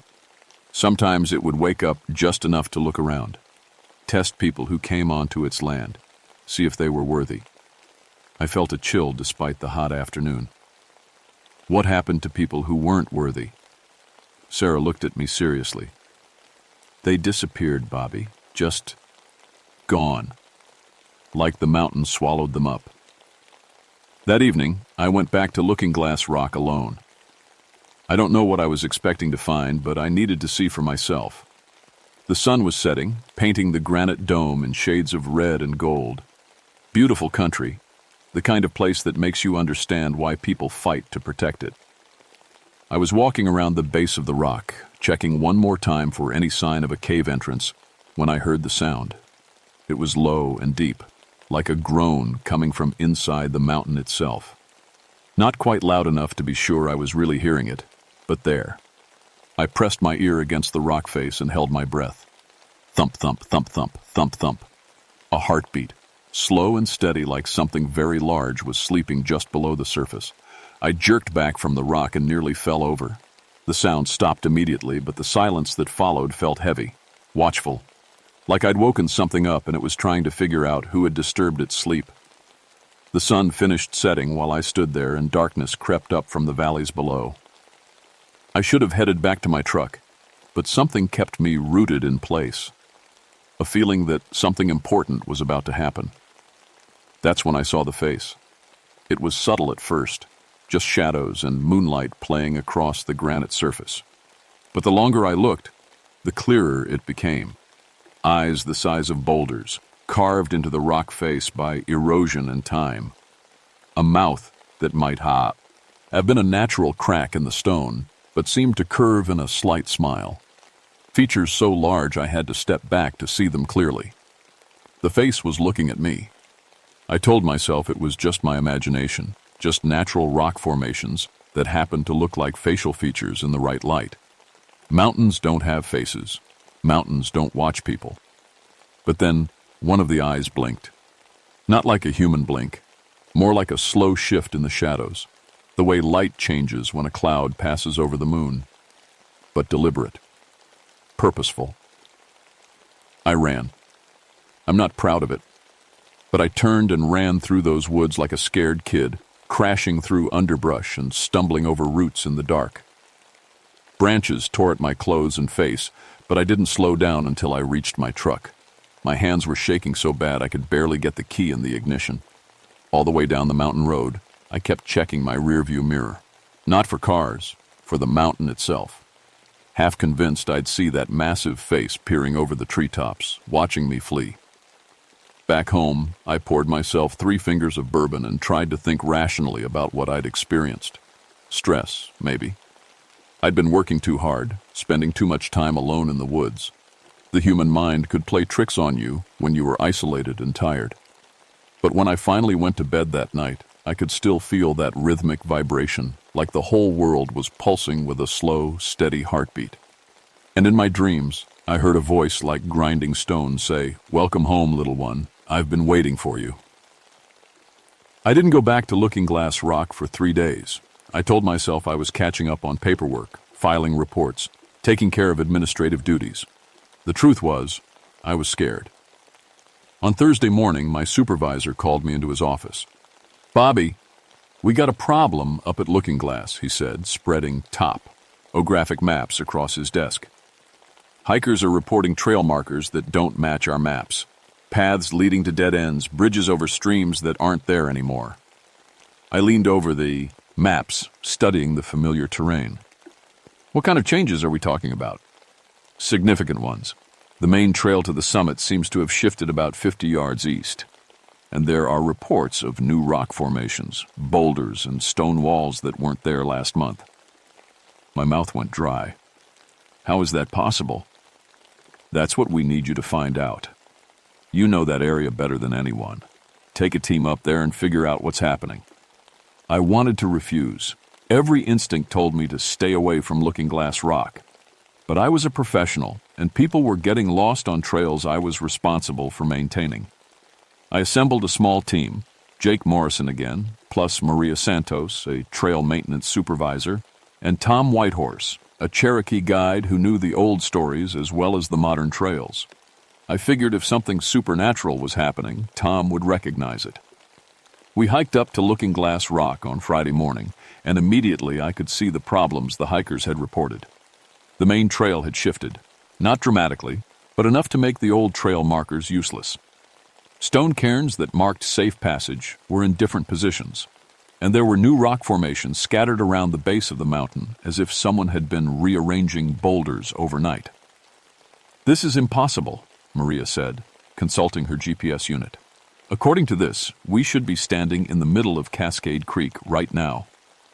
Tom was examining one of the new stone formations, a natural arch that definitely hadn't been there on my previous visits. "Bobby," he said quietly, "I think we need to leave. Now." "What is it?" He pointed to markings on the arch that I'd missed. Shallow grooves in the stone that might have been natural weathering, but looked almost like Cherokee pictographs. "These are warning signs, old ones. They say this place is not for humans." Jake laughed. "Come on, Tom. You don't really believe..." The laughter died in his throat as the ground beneath our feet began to vibrate. It started as a low rumble, like distant thunder, but it was coming from below us. The vibration grew stronger, and loose rocks began rolling down the mountainside. My seismic equipment went crazy, needles jumping across the scales. "Earthquake?" Maria asked, but her voice was uncertain. I'd experienced earthquakes before, and this felt different, more purposeful. The rumbling stopped as suddenly as it had started, leaving an unnatural silence in its wake. No bird songs, no insect sounds, no wind through the trees. Even the creek had gone quiet. That's when we saw the cave entrance. It was in the same place I'd found it 3 days earlier, but this time it was larger, and it was glowing. Not bright light, more like the soft phosphorescence you sometimes see in rotting wood or certain types of fungus.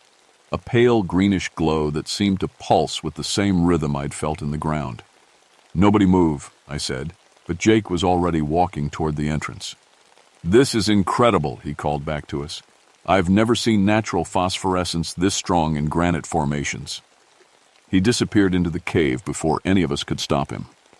We waited for 10 minutes before following him in. Tom refused to enter, saying he'd keep watch outside, but Maria and I grabbed our flashlights and rope and went after Jake. The cave was different from my first visit. Bigger, with multiple passages branching off in all directions. And those warm walls were now hot to the touch, like the rock was running a fever. "Jake," I called. "Jake, where are you?" My voice echoed strangely in the passages, seeming to travel much further than it should have in a normal cave system. And when the echoes came back, they sounded different, deeper, like something else was calling out with my voice. We followed the main passage for about 100 yards before we found Jake's equipment. His backpack, his specimen collection kit, his geological hammer, all scattered on the cave floor like he'd dropped them and kept going. "Jake," Maria called, "this isn't funny anymore." That's when we heard the response. It wasn't Jake's voice exactly, but it was coming from deeper in the cave system. A sound that might have been human speech, but distorted, stretched out like someone talking through thick mud or from very far away. "Down, here, so far, down." Maria grabbed my arm. "That doesn't sound right, Bobby. That doesn't sound like Jake." I knew she was right, but I couldn't abandon a member of my team. We go a little further, 5 minutes, then we head back and call for a rescue team. The passage sloped downward sharply, and the walls began to close in around us. The phosphorescent glow was stronger here, and I could see that the light was coming from veins of some unknown mineral running through the granite. When I touched one of the veins, it pulsed brighter, like the mountain was responding to my presence. That's when we found Jake. He was standing at the edge of an underground chasm so deep our flashlight beams couldn't reach the bottom. But he wasn't moving, wasn't responding to our calls. He just stood there, perfectly still, looking down into the darkness. "Jake!" I grabbed his shoulder and turned him around. His eyes were open, but they weren't Jake's eyes anymore. They were pale and milky, like cataracts, but they glowed with the same phosphorescent light as the cave walls.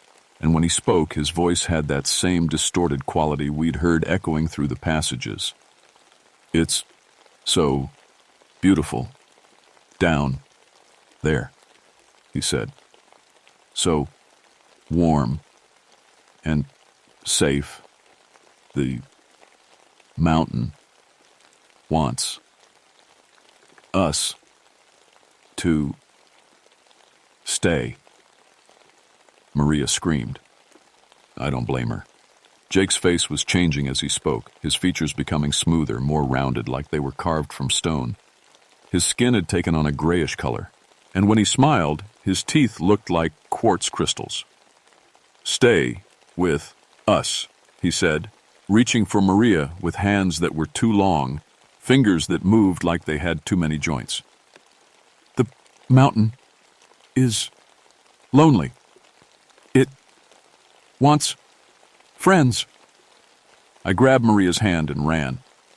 We made it back to the cave entrance in record time, but when we burst out into daylight, Tom was gone.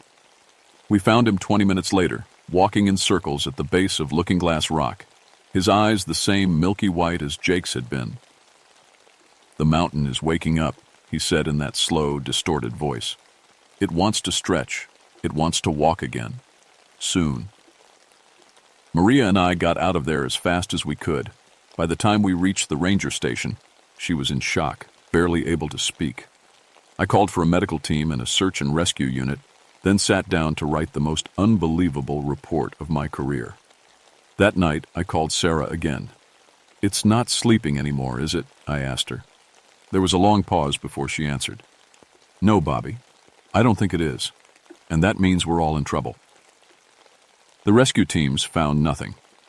3 separate search parties scoured Looking Glass Rock for 2 days straight.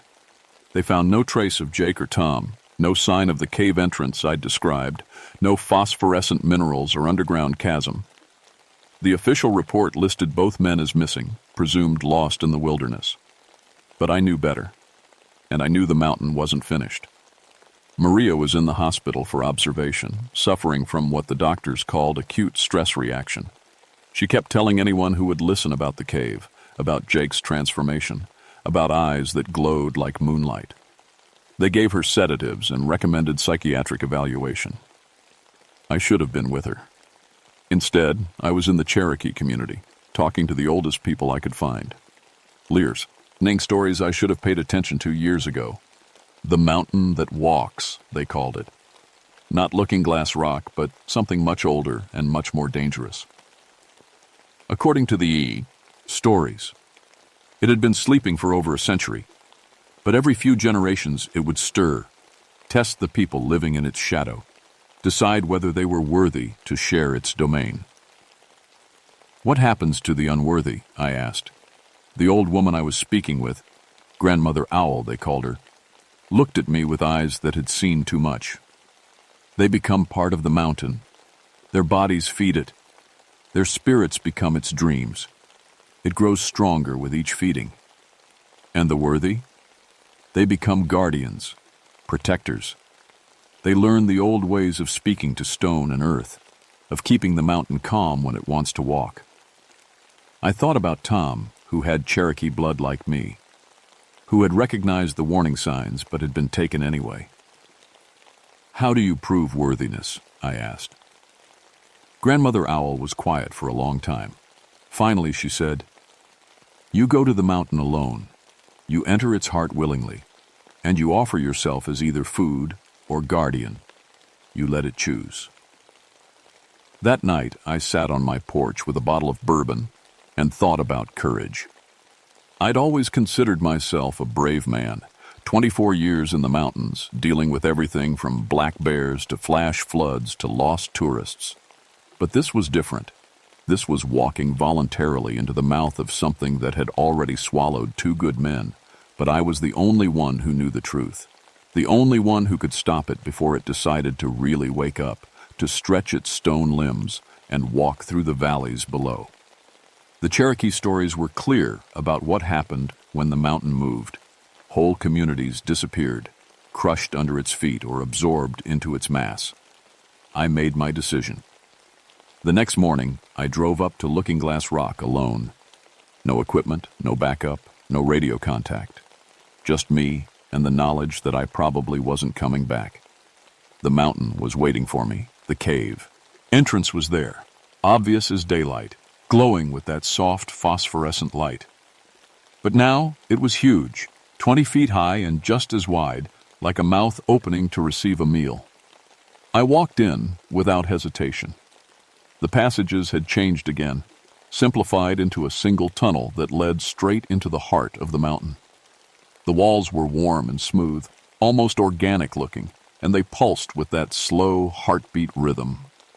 As I walked deeper, I could hear voices echoing from ahead. Jake and Tom calling to me, welcoming me home. The tunnel opened into a vast chamber, so large my flashlight couldn't reach the walls or ceiling. In the center was a pool of that phosphorescent liquid, glowing like liquid starlight. Jake and Tom were standing beside it, but they weren't entirely human anymore. Their bodies had become part stone, part flesh, crystalline veins running through their skin like silver threads. "Bobby," Tom said, and his voice was his own again, clear and strong. "You came." "I had to," I said. I couldn't let it hurt anyone else. It doesn't want to hurt, Jake said. It wants to grow, to learn, to remember what it was like when the world was young and mountains could dance with the sky. The pool began to glow brighter, and something rose from its depths. Not the crude face I'd seen carved in the rock outside, but something magnificent and terrible, ancient beyond measure, powerful enough to reshape the landscape with a thought: the mountain that walks. It spoke without words, communicating through vibrations that I felt in my bones, in my blood, in the deepest parts of my mind. You have Cherokee blood, it said. You remember the old agreements. Your people knew how to speak with stone, how to listen to the earth's dreams. Will you help me remember what I have forgotten in my long sleep? I understood then. This wasn't about being consumed or transformed. It was about becoming a translator, a bridge between the human world and something so old it predated civilization. The Cherokee had done this before, generations ago, keeping the mountain calm through ritual and respect and careful negotiation. What do you want? I asked. To walk again, to see the world as it is now, to understand what has changed while I slept. But carefully, gently, without crushing the small lives that have grown up around me. I thought about the hikers, the tourists, the small communities that had built themselves in the mountain's shadow, never knowing what lay beneath their feet. I'll help you, I said. But we do this slowly, carefully. No more taking people without their permission. No more testing them until they break. The presence in the pool considered this. You would be my voice, my conscience? You would help me walk without destroying? Yes. Then, drink. The phosphorescent liquid rose from the pool, floating through the air like a living thing. I opened my mouth and let it flow down my throat. It tasted like mineral water, like limestone caves and underground rivers, like the deep memory of the earth itself. The change was immediate, but gentle. I could feel my awareness expanding, connecting to the vast network of stone and mineral that ran through these mountains. I could sense every rock, every pebble, every grain of sand as if it were part of my own body, and I could feel the mountain's consciousness, ancient and patient and endlessly curious about the world above. We will walk together, it said. Slowly, carefully, and you will teach me what it means to be human, while I teach you what it means to be eternal. Jake and Tom were still there, but they were changing back to their normal selves, the stone elements fading from their skin. They looked at me with understanding in their eyes. We'll help too, Tom said. All of us together. The mountain needs guides who understand both worlds. That was 3 months ago. The official reports list Jake Morrison and Tom Whitehorse as missing persons, presumed dead. Maria Santos recovered from her psychiatric episode and transferred to a different forest district, somewhere far from any mountains that might have faces. She doesn't talk about what happened at Looking Glass Rock, but sometimes I catch her staring at stone formations with a look of recognition in her eyes. I'm still the ranger for this section of Pisgah National Forest. Still do my geological surveys, still maintain the trails, still help lost hikers find their way home.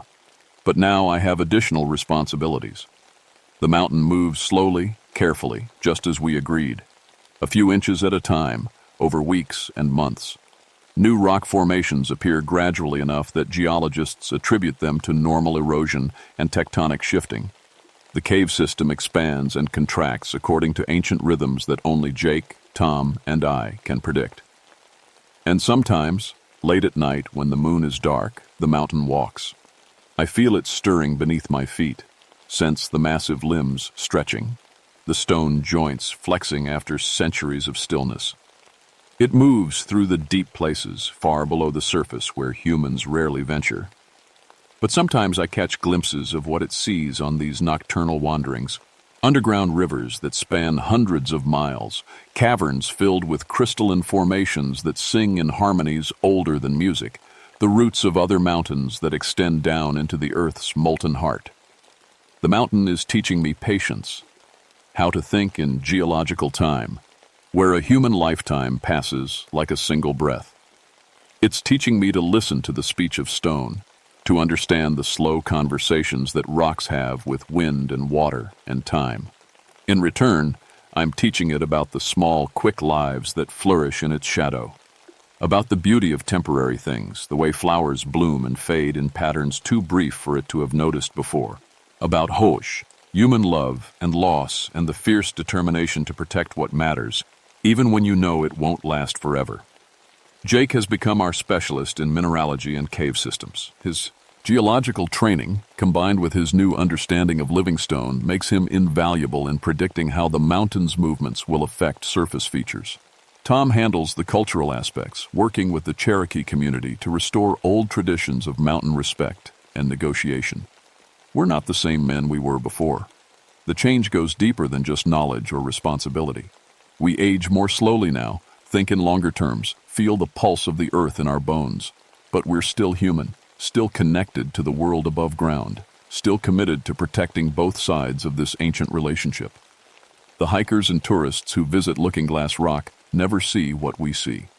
To them, it's just a beautiful granite dome with excellent climbing routes and scenic views. They don't notice that the rock face is slightly different each time they visit, that new formations appear and old ones shift position. They don't feel the heartbeat rhythm in the stone or catch glimpses of eyes opening in cliff faces when the light hits them just right. But sometimes, late in the evening when the shadows are long and the light is golden, I see visitors pause and look around with puzzled expressions, like they've heard something they can't quite identify, or felt a presence they can't explain.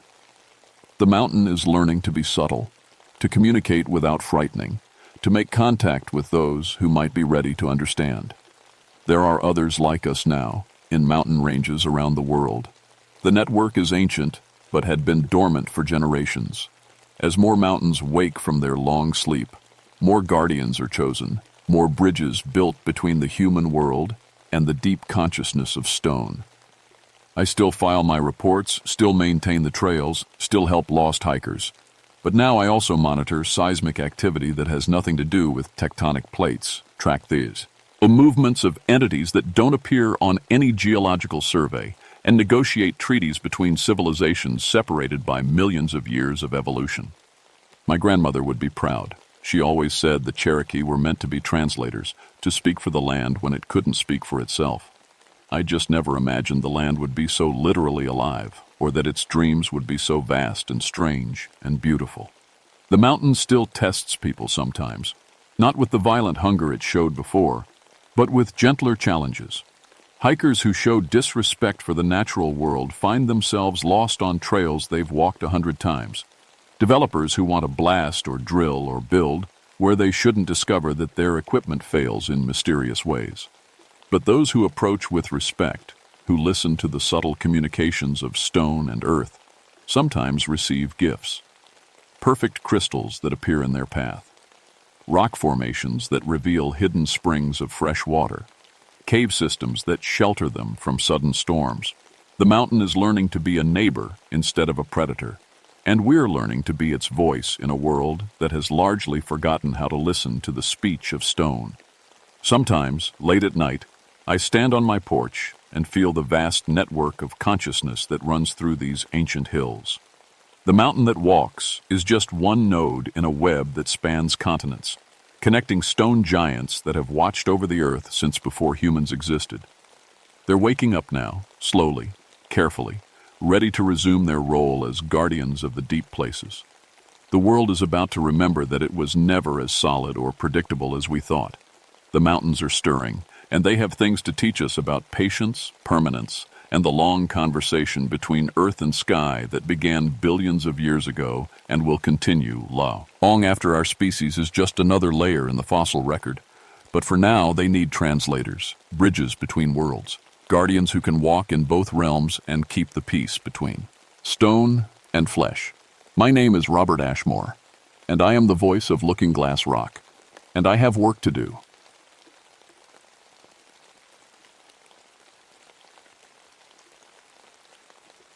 My name is Dorothy Creekmore, and I've studied spiders my whole career. But some species study you back. I've been a park ranger for 15 years now, working in the Cherokee National Forest in Tennessee. My specialty is bugs, specifically spiders. I have a PhD in entomology, and I've discovered 6 new spider species in these mountains. People think it's weird that a woman loves spiders, but they're amazing creatures, perfect hunters, perfect survivors. The Joyce Kilmer Memorial Forest is where I do most of my research. It's old-growth forest, trees that are 400 years old, some of them. The Cherokee people have stories about this place. They talk about Grandmother Spider, who tests humans to see if they're wise. I never believed those stories. I'm a scientist. It was April 1969 when everything changed. Early spring in the mountains is cold and damp. Fog rolls through the trees like smoke, making everything look ghostly. I was alone, which I prefer. You can't study nature properly with a bunch of people stomping around. I had my camera, my collection kit, and my notebook. I was tracking a species I'd never seen before. Webs that were bigger than normal, stronger too. The silk caught the light differently. It almost seemed to glow. The forest felt different that morning, too quiet. Usually you hear birds, squirrels, insects buzzing, but there was nothing, just the sound of my boots on the wet leaves and my own breathing. I found the first web stretched between 2 oak trees. It was huge, maybe 8 feet across. The pattern was wrong, though. Most spider webs are circles or triangles. This one looked almost like writing, like someone had tried to spell something with silk. I took pictures and measured it. The silk was thicker than any I'd seen. When I touched it with my pen, it stuck like glue. But when I pulled the pen away, the web fixed itself. The brossures, Ken strands, just grew back together. That should have been my first warning. I kept walking deeper into the forest. The fog got thicker. The trees seemed to lean in closer. And everywhere I looked, there were webs, hundreds of them, all with that same strange pattern, like words I couldn't read. My collection jar felt heavy in my backpack. I'd been planning to catch some specimens, but I hadn't seen a single spider all morning. Just their webs. It was like they were hiding from me, or watching me. The second web I found had something in it. At first I thought it was a dead bird, something wrapped up tight in silk hanging in the center of the web. But when I got closer, I saw the shape was all wrong. Too big, too long. I used my knife to cut it down. The silk was so thick it took real effort to slice through. When the bundle hit the ground, I unwrapped it carefully. It was a hiking boot. Size 11. Still tied. There was a foot inside it. I dropped it and stepped back, my heart pounding. The foot was dried out like it had been there for months, but the boot looked new. I checked around the base of the tree and found more silk bundles, smaller ones, a wallet, car keys, a camping knife. The wallet belonged to Jim Morrison, not the singer, just some guy from Knoxville. His driver's license said he was 24. There was a picture of a girl and a little boy, his family probably. I should have left right then, should have hiked back to my truck and called the police. But I'm a scientist. I needed to understand what I was seeing. The webs were getting bigger as I went deeper into the forest. Some stretched across entire clearings. They formed layers like floors in a building, and they all had that same strange pattern. Those silk words I couldn't read. I found more bundles, lots of them. Clothes, shoes, backpacks, all wrapped tight and hanging in webs like Christmas, as ornaments. I counted gear from at least 7 different people. 7 people who had walked into this forest and never walked out. The fog was so thick now I could barely see 10 feet ahead. But I could feel something watching me. You know that feeling, like eyes on your back. I kept turning around, but there was nothing there. Just trees and webs and that awful silence. That's when I saw the first one. It was sitting in the middle of a web about 20 feet away. Just sitting there, perfectly still. At first, I thought it was a normal garden spider. Then I realized how far away it was. If I could see it clearly from 20 feet, it had to be huge. I got out my camera and moved closer. The spider didn't run. It just watched me with eyes like black pearls. When I was close enough to focus, I almost dropped my camera. It was the size of a dinner plate. I took pictures as fast as I could. The spider never moved. It just stared at me with what looked like intelligence, like it was thinking, planning. When I lowered the camera, it was gone. I spun around, looking for it. The web was empty, but I could hear something moving in the trees above me. A scratching sound, like fingernails on bark. I looked up and saw shapes moving in the canopy, lots of them. All the spiders I hadn't seen all morning. They were up there, following me. Dozens of them, maybe hundreds, all of them huge. That's when I started to run. Running through a spiderweb forest is like running through invisible walls. I made it maybe 50 yards before I hit the first big web. It stretched between trees like a wall of silk. I tried to go around it, but there was another web, and another. They formed a maze, and I was trapped in the middle. The silk stuck to my clothes, my hair, my skin. The more I struggled, the more tangled I got, and all around me I could hear that scratching sound getting closer. I got my knife out and started cutting. The silk was tough, but I could slice through it. Problem was, every time I cut a hole, it started to heal. The broken strands reached for each other, like living things. I finally broke free and kept running. But now I was lost. The fog was so thick I couldn't see the sky. I couldn't tell which direction I was going. And everywhere I looked, there were more webs. Some of them had fresh bundles. I found a backpack that was still dripping. The silk around it was warm and wet. Whatever was inside was still moving, twitching. I almost cut it open. Almost. But then I heard something that made my blood freeze. A voice, muffled, coming from inside the silk. "Help me. Please, I can't move, I can't see." It was a woman's voice. Young, scared out of her mind. I started cutting at the silk with my knife. It was like trying to cut through rubber, but I kept at it and finally got a hole big enough to see inside. There was a girl in there, maybe 20 years old, college student from the look of her clothes. The silk covered her like a cocoon, but her face was free. Her eyes were wide with terror. "Thank God," she whispered. "I've been here for I don't know how long. They paralyzed me. I can't move anything but my face." "Who did this?" I asked, cutting more silk away. "The spiders. They came out of nowhere. Hundreds of them. They bit me and I couldn't move. Then they started wrapping me up. They're keeping me fresh." "Fresh for what?" She looked at me with eyes full of horror. "For her, the big one. She's coming." That's when the scratching sounds got louder, all around us, in the trees, on the ground, everywhere. They were coming. I cut faster, but the silk was healing almost as fast as I could slice it. The girl was looking over my shoulder now, her eyes getting wider. "She's here," she whispered. I turned around. The spider standing behind me was the size of a small car. Her body was black and shiny, covered in gray markings that looked like a skull. Her 8 legs were longer than I was tall, and her eyes, she had 8 of them, all looking right at me. But it was the intelligence in those eyes that really scared me. This wasn't just a big bug. This was something that could think, something that could plan, something that had been planning for me. The giant spider made a sound, not quite a hiss, not quite a whistle. It was answered by dozens of other voices from the trees around us, her children, her army. I grabbed the girl and pulled her out of the web, but she couldn't stand. Whatever they'd done to her, she was paralyzed from the neck down. I threw her over my shoulder and started running again. Behind us, the forest exploded with the sound of moving spiders, hundreds of legs scratching against bark and stone. They were everywhere, dropping from trees, crawling up from holes in the ground. All different sizes, but all huge, and all following the giant one, their mother, grandmother spider.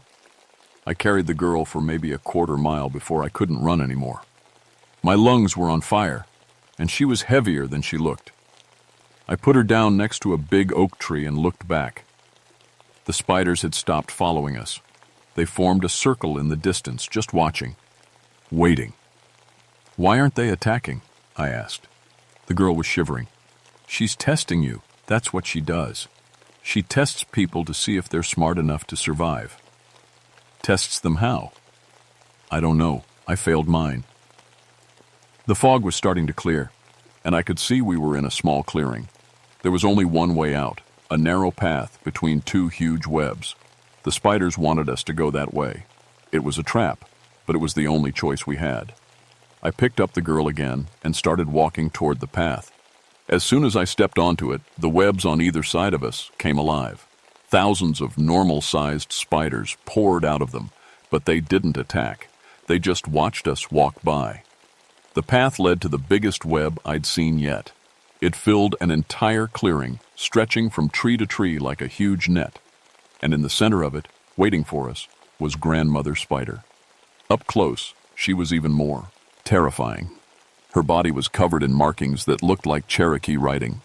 Her eyes reflected the light like mirrors. And when she looked at me, I felt like she was reading my mind. She spoke. Not with her mouth. Spiders don't have mouths like that. But I heard her voice in my head, clear as day. "You study my children." I nodded. I couldn't speak. "You know their ways, their purposes. But do you understand their wisdom?" "I don't know what you mean." "Spiders do not kill for pleasure. We kill to survive. We preserve what is useful. We eliminate what is harmful. You humans have forgotten this balance." The girl in my arms was crying now. "Please," she whispered, "let us go." Grandmother Spider's attention shifted to her. This one took more than she gave, cut down my webs for fun, stepped on my children for no reason. She failed the test of respect. Then she looked back at me. "But you are different. You study with purpose. You seek to understand. You may pass the test." "What test?" "Choose. Take the path behind me and leave this forest forever. Your kind will never bother my children again in this place. Or stay and join my collection. Become part of the web that protects this sacred ground." I looked at the girl in my arms. She was so young, so scared. "What about her?" "She belongs to the web now, but you may choose your own fate." I thought about all the spider species I'd studied, how they protected their territory, how they preserved their families, how they kept the balance between life and death. And I realized something. Grandmother Spider wasn't evil. She was just protecting her home the only way she knew how. "I choose to respect your territory," I said, "but I want to take her with me. She has already been judged. Then judge me instead. Let me prove I understand the balance." Grandmother Spider moved closer. Her massive body filled my vision. "How?" I reached into my backpack and pulled out my collection jar. Inside were 3 normal spiders I'd caught yesterday in another part of the forest. I opened the jar and let them crawl onto my hand. "These are your children from outside your sacred ground. I return them to you freely." The spiders crawled from my hand onto the giant web. Grandmother Spider watched them with what I swear was approval. "And in return," I continued, "I promise that no scientist will ever study this part of the forest again. Your children will be safe here." For a long moment, she just stared at me. Then she nodded. "You understand the balance. You may both pass." The path behind her opened up. I could see sunlight in the distance. My truck was parked just beyond the tree line. I started walking, carrying the girl. Halfway to the sunlight, I looked back. Grandmother Spider was gone, but her web was still there, stretching across the clearing like a barrier between worlds. I got the girl to a hospital in Knoxville. Her name was Susan Parker, and she was a college student from Vanderbilt. She'd come to the forest to take pictures for a nature photography class. She was paralyzed for 3 weeks, but she recovered completely. She never talked about what happened. Neither did I. I filed my report with the Park Service, but I left out most of the details. I just said there was a dangerous spider infestation in the Joyce-Kilmer area and recommended closing it to hikers. They did, and it's still closed today. I kept my promise. No scientists have studied that part of the forest since. But I go back sometimes just to check on things, to make sure the balance is still holding. The webs are still there, bigger than ever. And sometimes, when the fog rolls in just right, I can see her. Grandmother Spider sitting in her web like a queen on her throne. She sees me too, and every time she nods. The Cherokee were right about that place. It's sacred ground, protected by something older and wiser than we are, something that remembers how the world is supposed to work. I still study eiders, but now I understand them differently. They're not just predators, they're guardians, keepers of the balance between what lives and what dies. And sometimes late at night when I'm alone in my lab, I find spider webs where there shouldn't be any. Perfect little webs, woven in patterns that look almost like writing, like reminders, like promises. The spiders in my lab are different now too. Bigger, smarter. They watch me work with eyes that seem to understand what I'm doing. And when I release them back into the wild, they always head toward the mountains, toward the sacred ground, toward Grandmother Spider's domain. I know what that means. She's expanding her territory, finding new places to protect, new children to raise, and I'm helping her do it. Because I understand the balance now. I know why she tests people, why she judges them, why she decides who lives and who becomes part of the web. The world needs guardians. It needs protectors who remember the old ways, who keep the balance between civilization and wilderness, who make sure some places stay sacred, even if the price is measured in silk and screams, even if the guardians have 8 legs and too many eyes, even if they're always watching, always waiting, always weaving.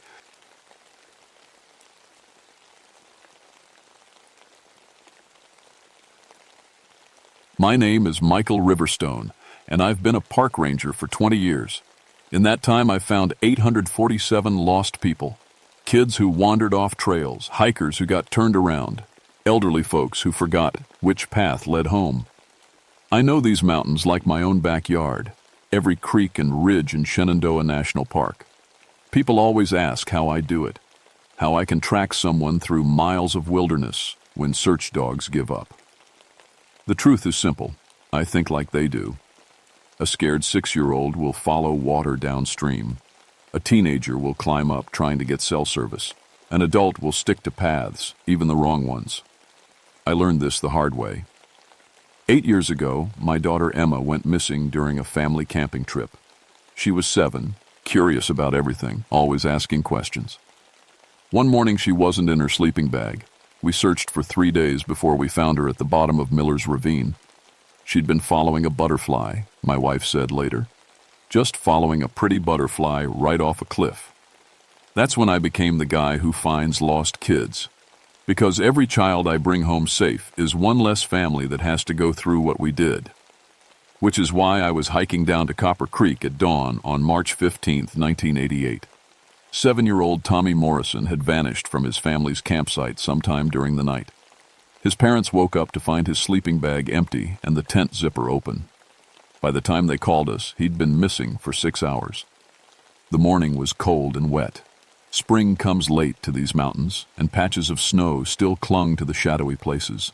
Copper Creek runs high this time of year, fed by snowmelt from the peaks. The water was loud and fast, dangerous for a small child. I'd been to this valley before, but something felt different, wrong. The birds weren't singing like they should be. Even the creek sounded strange, too quiet, and in some places, too loud in others.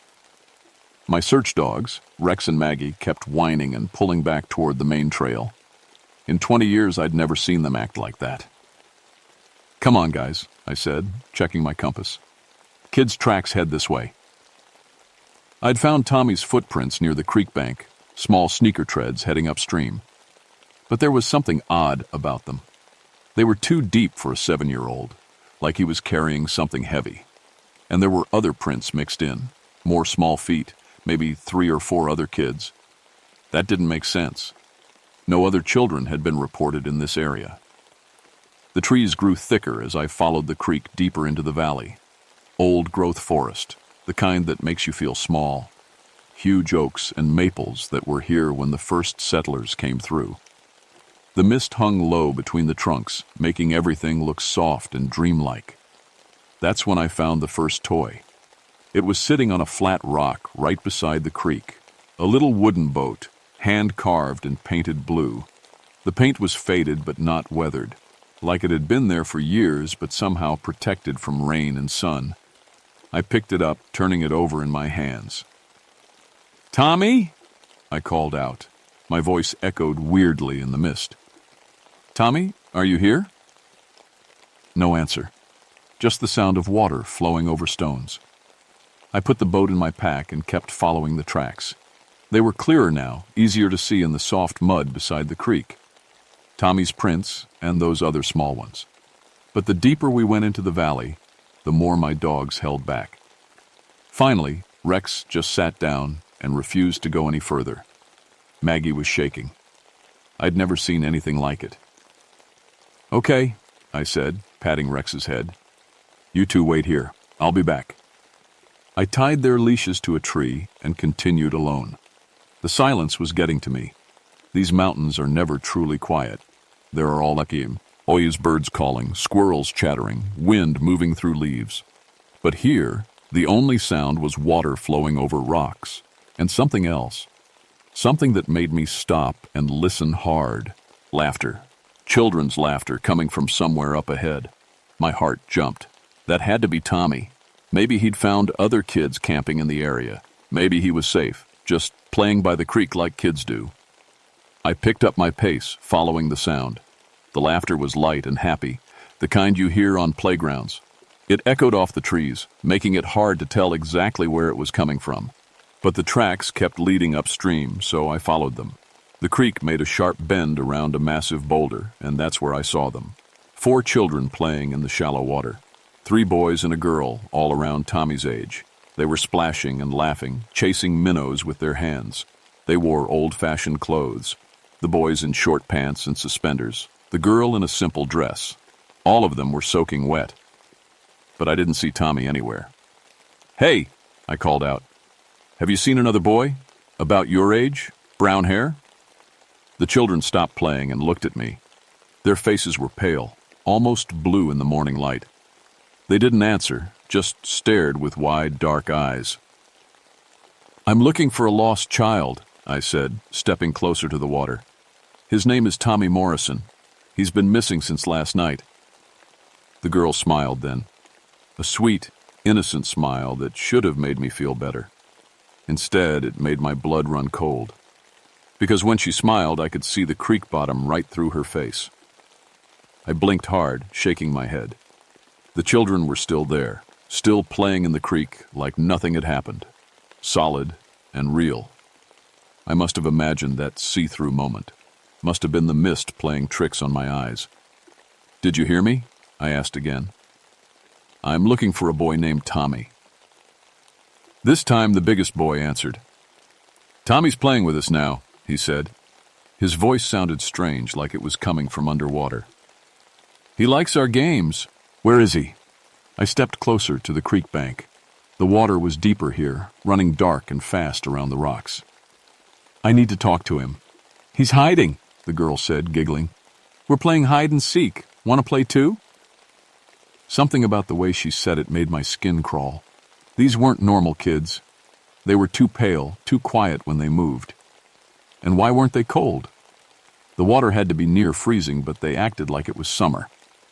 "Listen," I said, trying to sound friendly but firm. "Tommy's parents are worried sick. I need to take him home."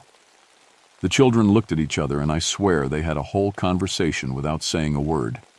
Then the biggest boy nodded. "Follow us," he said.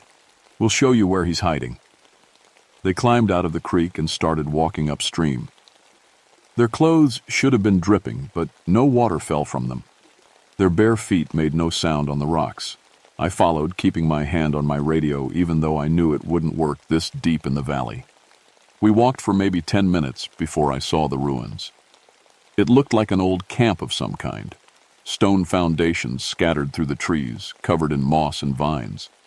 A few walls still stood, made of local fieldstone.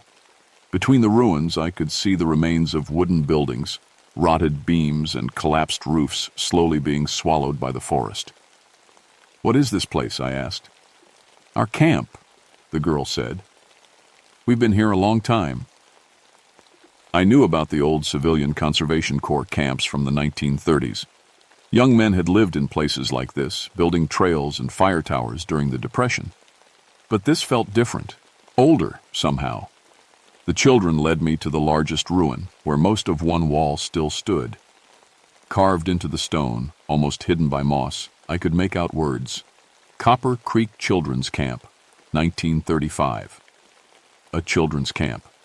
That E explained the toys, maybe even the old-fashioned clothes.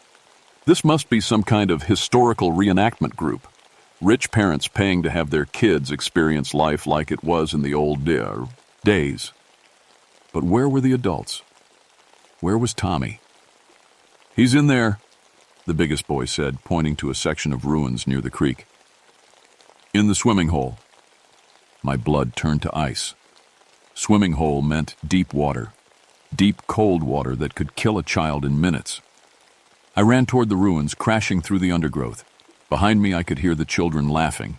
Not worried laughter, not concerned calls. Happy, playful laughter. The swimming hole was where the creek widened into a natural pool, maybe 8 feet across and God knew how deep. The water was black as coffee, reflecting the gray sky above. And floating face down in the center was a small figure in a red jacket. "Tommy!" I dove in without thinking. The water was shockingly cold, cold enough to stop my heart. But I swam hard toward the floating boy, my heavy ranger uniform dragging me down. I grabbed him and pulled him to shore, rolling him onto his back. It was Tommy Morrison, no doubt about it. Same brown hair, same freckles his mother had described. But his skin was blue-white, his lips purple.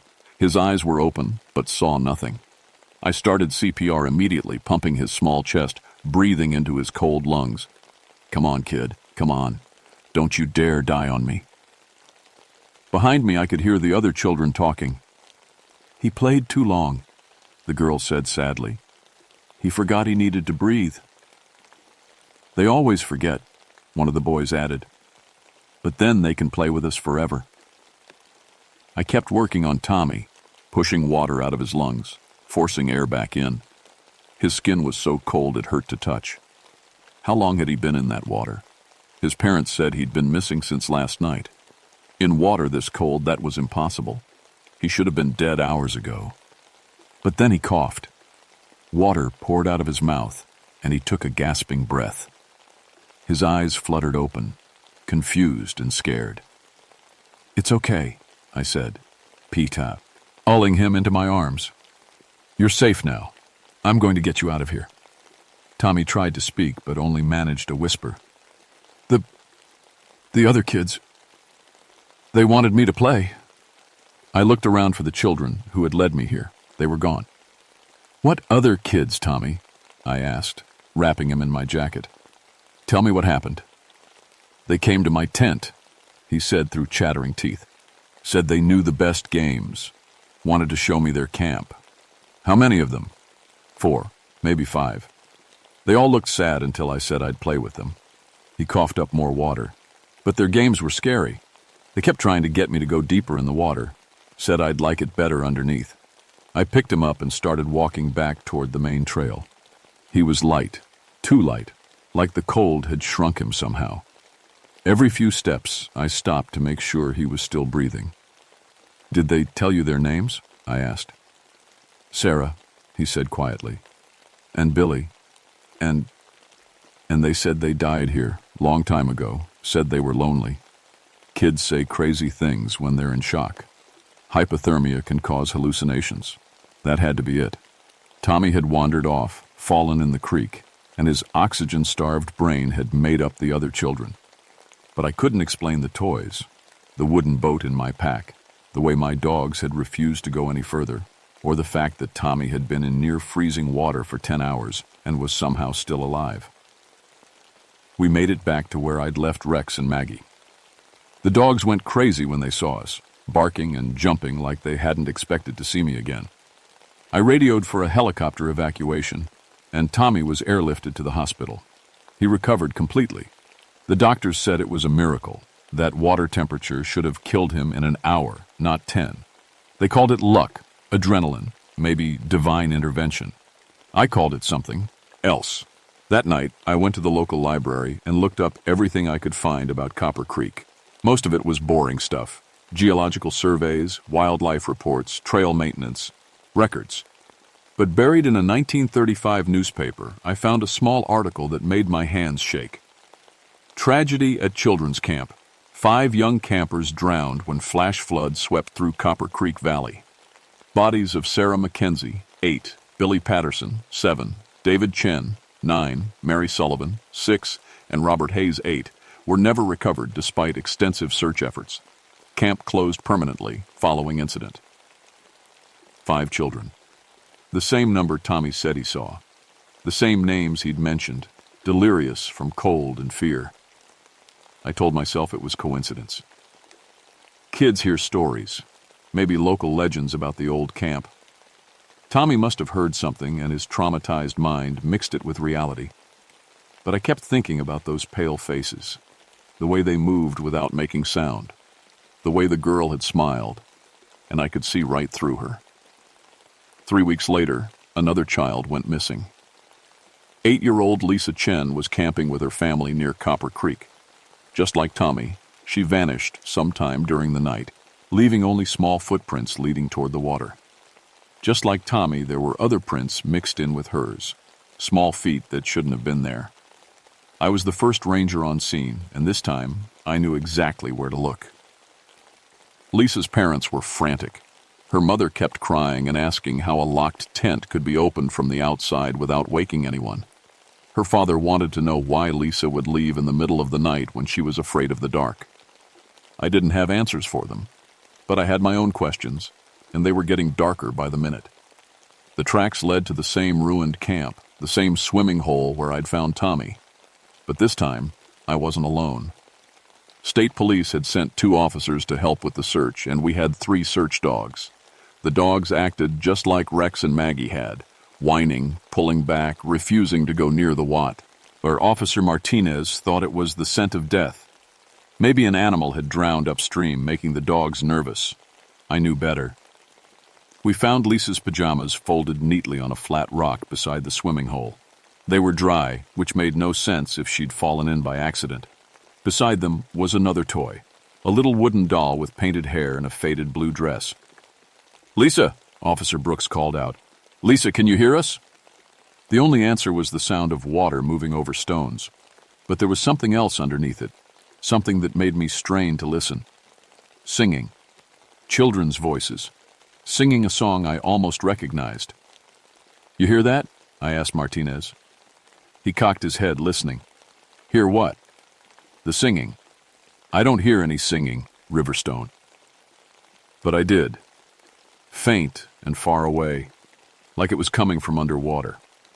A nursery rhyme or playground song, the kind kids have been singing for generations. "Ring around the rosy, pocket full of posies, ashes, ashes. We all fall down." "There," I said, pointing toward the sound. "It's coming from over there." We followed the creek further upstream, past the ruins, into a part of the valley I'd never explored. The singing got louder, clearer. Definitely children's voices, maybe 4 or 5 of them. The creek made another bend, and we found ourselves looking at a second swimming hole. This one was bigger, deeper, surrounded by smooth stones that looked like nature's amphitheater. The water was so dark it looked like black glass. And there were children playing in it. I counted 5 of them, splashing and diving like it was the middle of summer instead of a cold March morning. They looked exactly like the ones I'd seen before. Pale, wearing old-fashioned clothes, moving with that strange underwater grace. "Jesus Christ," Martinez whispered. "Where did they come from?" "Lisa!" Brooks shouted. "Lisa Chen, are you? Out there?" The children stopped playing and looked at us. The biggest boy, the one who'd talked to me before, raised his hand and waved. "She's playing with us," he called out. "She likes it here." "Where is she?" I stepped to the edge of the water. "I need to see her."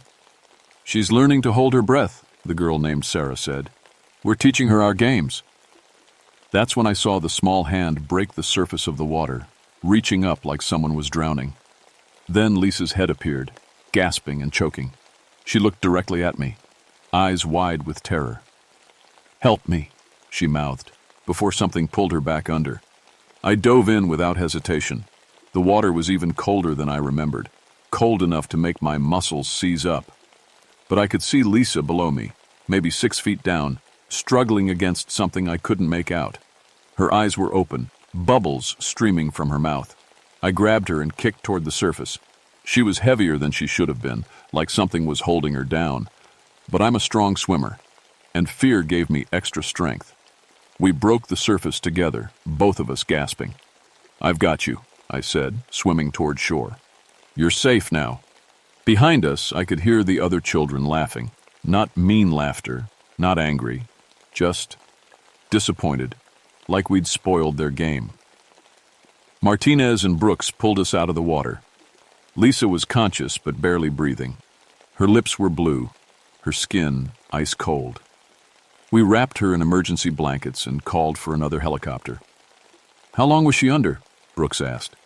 I thought about it. Maybe a minute, 2 at most. But Lisa told a different story at the hospital. She said she'd been underwater for hours, playing games with children who didn't need to breathe. They'd taught her songs and showed her how to swim to the very bottom of the deep pool. They'd been so nice, so friendly. They just wanted someone new to play with.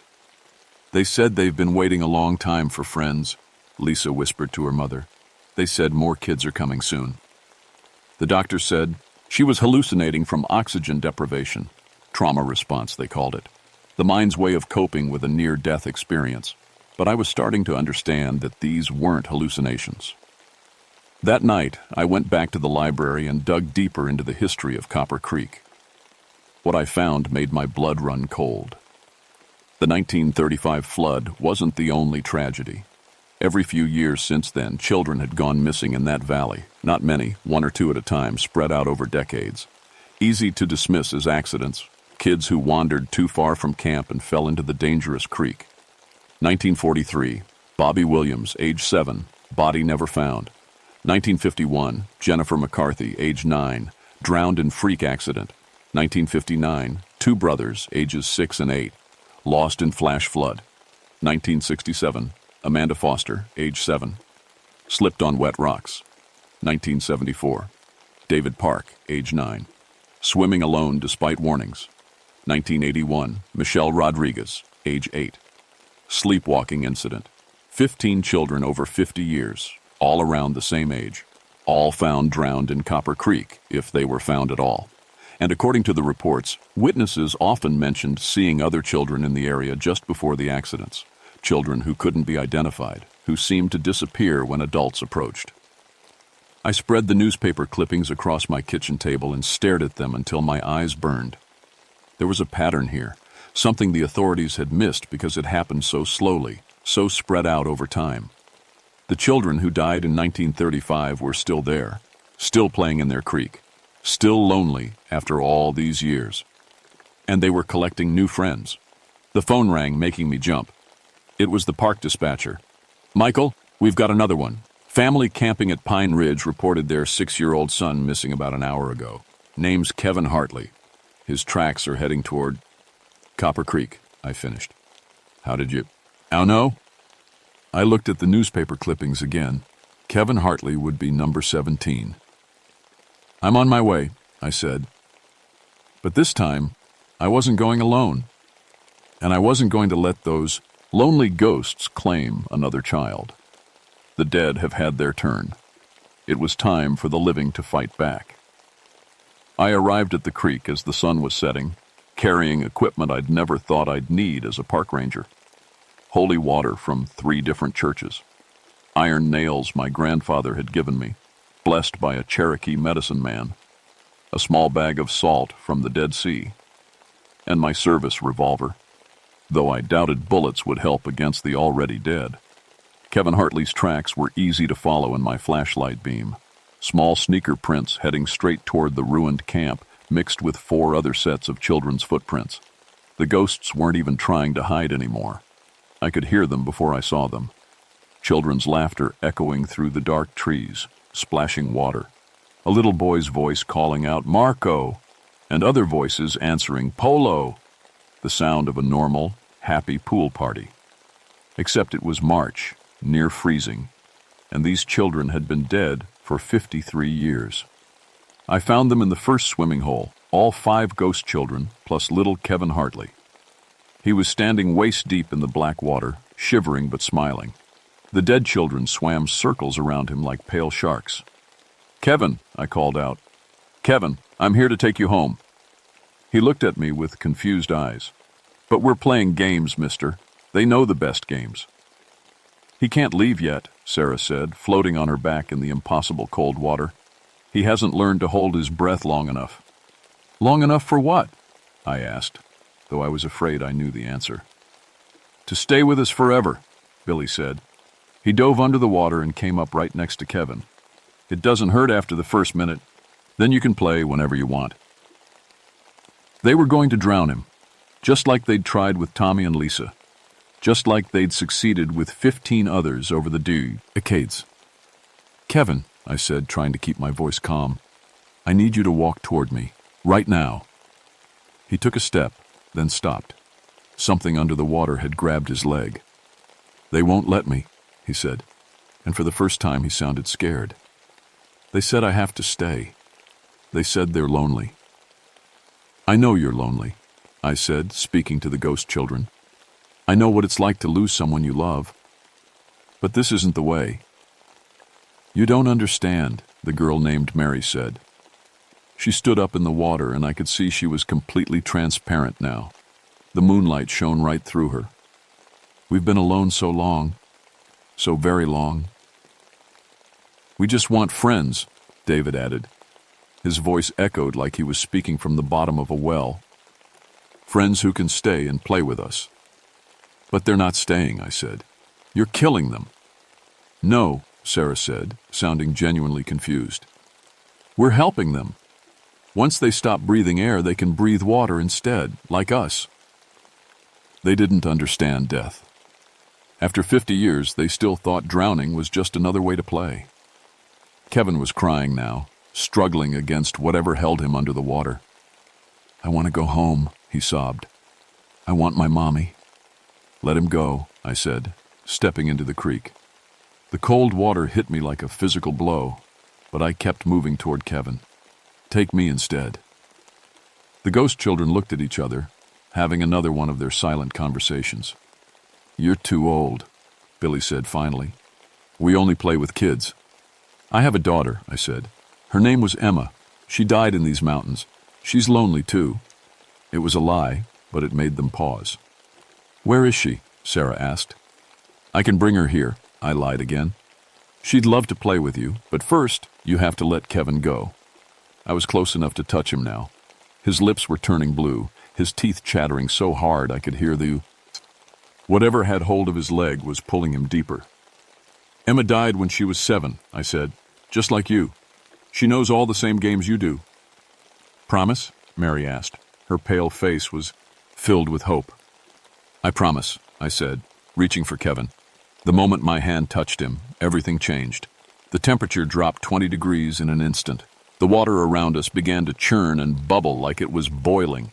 The ghost children's faces twisted with rage. "Liar!" Sarah screamed. "There is no Emma!"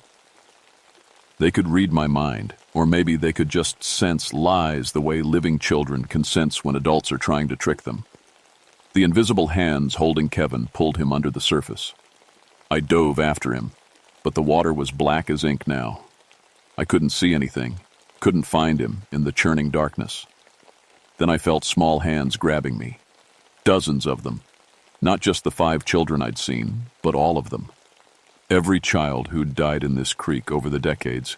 15 ghostly victims, all pulling me deeper into the freezing water. "Join us," they whispered in voices like rushing water. "Stay and play with us forever." My lungs were burning. I needed to breathe, but there was only water above me. Cold, dark water that seemed to stretch up forever. That's when I understood. They weren't evil. They were just children who'd been alone too long. Children who missed playing games and having friends. The loneliness had driven them crazy over the years, but they were still just kids. Kids who needed someone to take care of them. I stopped fighting against their hands and let them pull me deeper.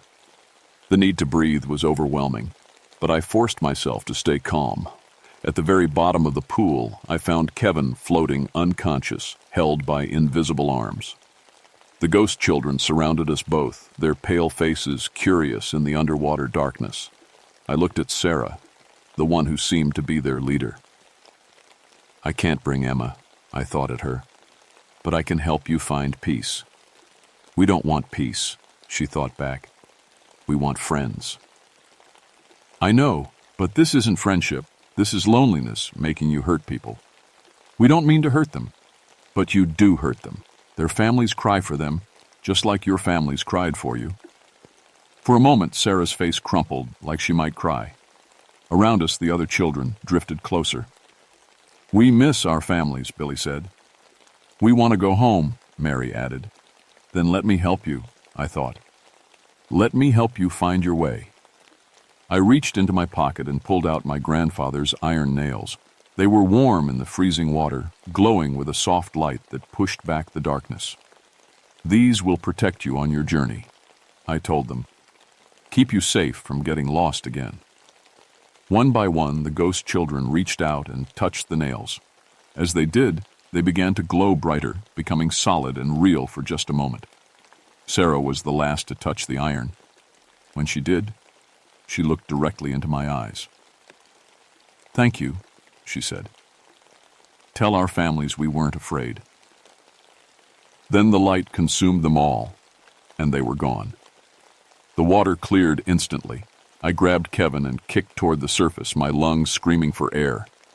We broke through together, both of us gasping and choking. Kevin was blue and barely breathing, but alive. I carried him to shore and started CPR, forcing the creek water out of his lungs.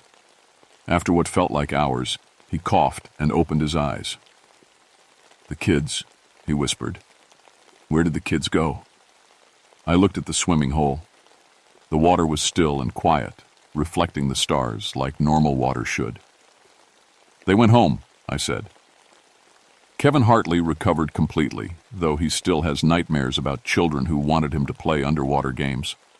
The doctors said it was trauma from nearly drowning, and maybe they're right. But I know what really happened that night. After Kevin was safely in the hospital, I returned to Copper Creek with a team of archaeologists and local historians. We found the original camp records buried in the ruins, along with personal belongings of the 5 children who died in 1935. We gave them a proper burial in the town cemetery, with headstones that listed their names and dates. Sarah Mackenzie, Billy Patterson, David Chen, Mary Sullivan, and Robert Hayes. Their families had been gone for decades, but the whole town came to the service. Since then, no children have gone missing near Copper Creek.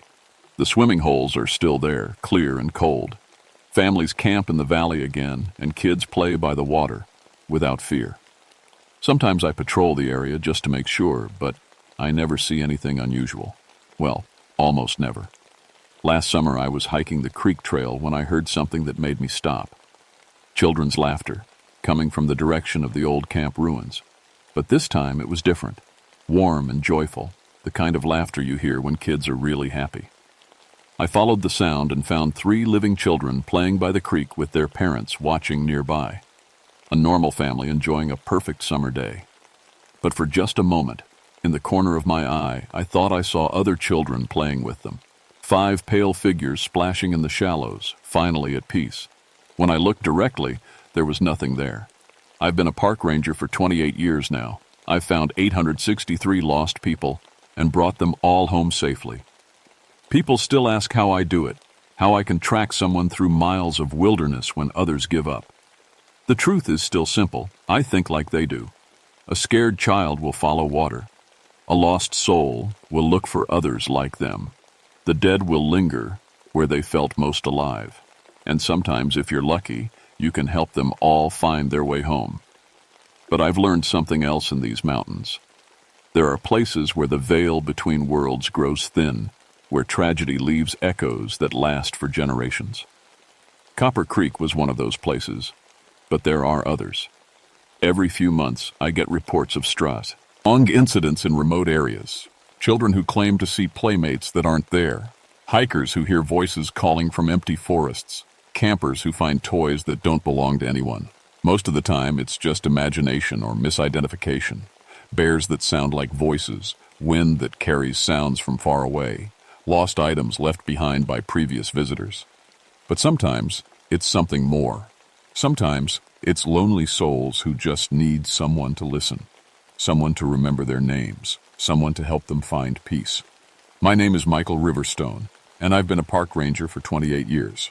I find lost people, all of them, even the ones who've been lost for a very long time.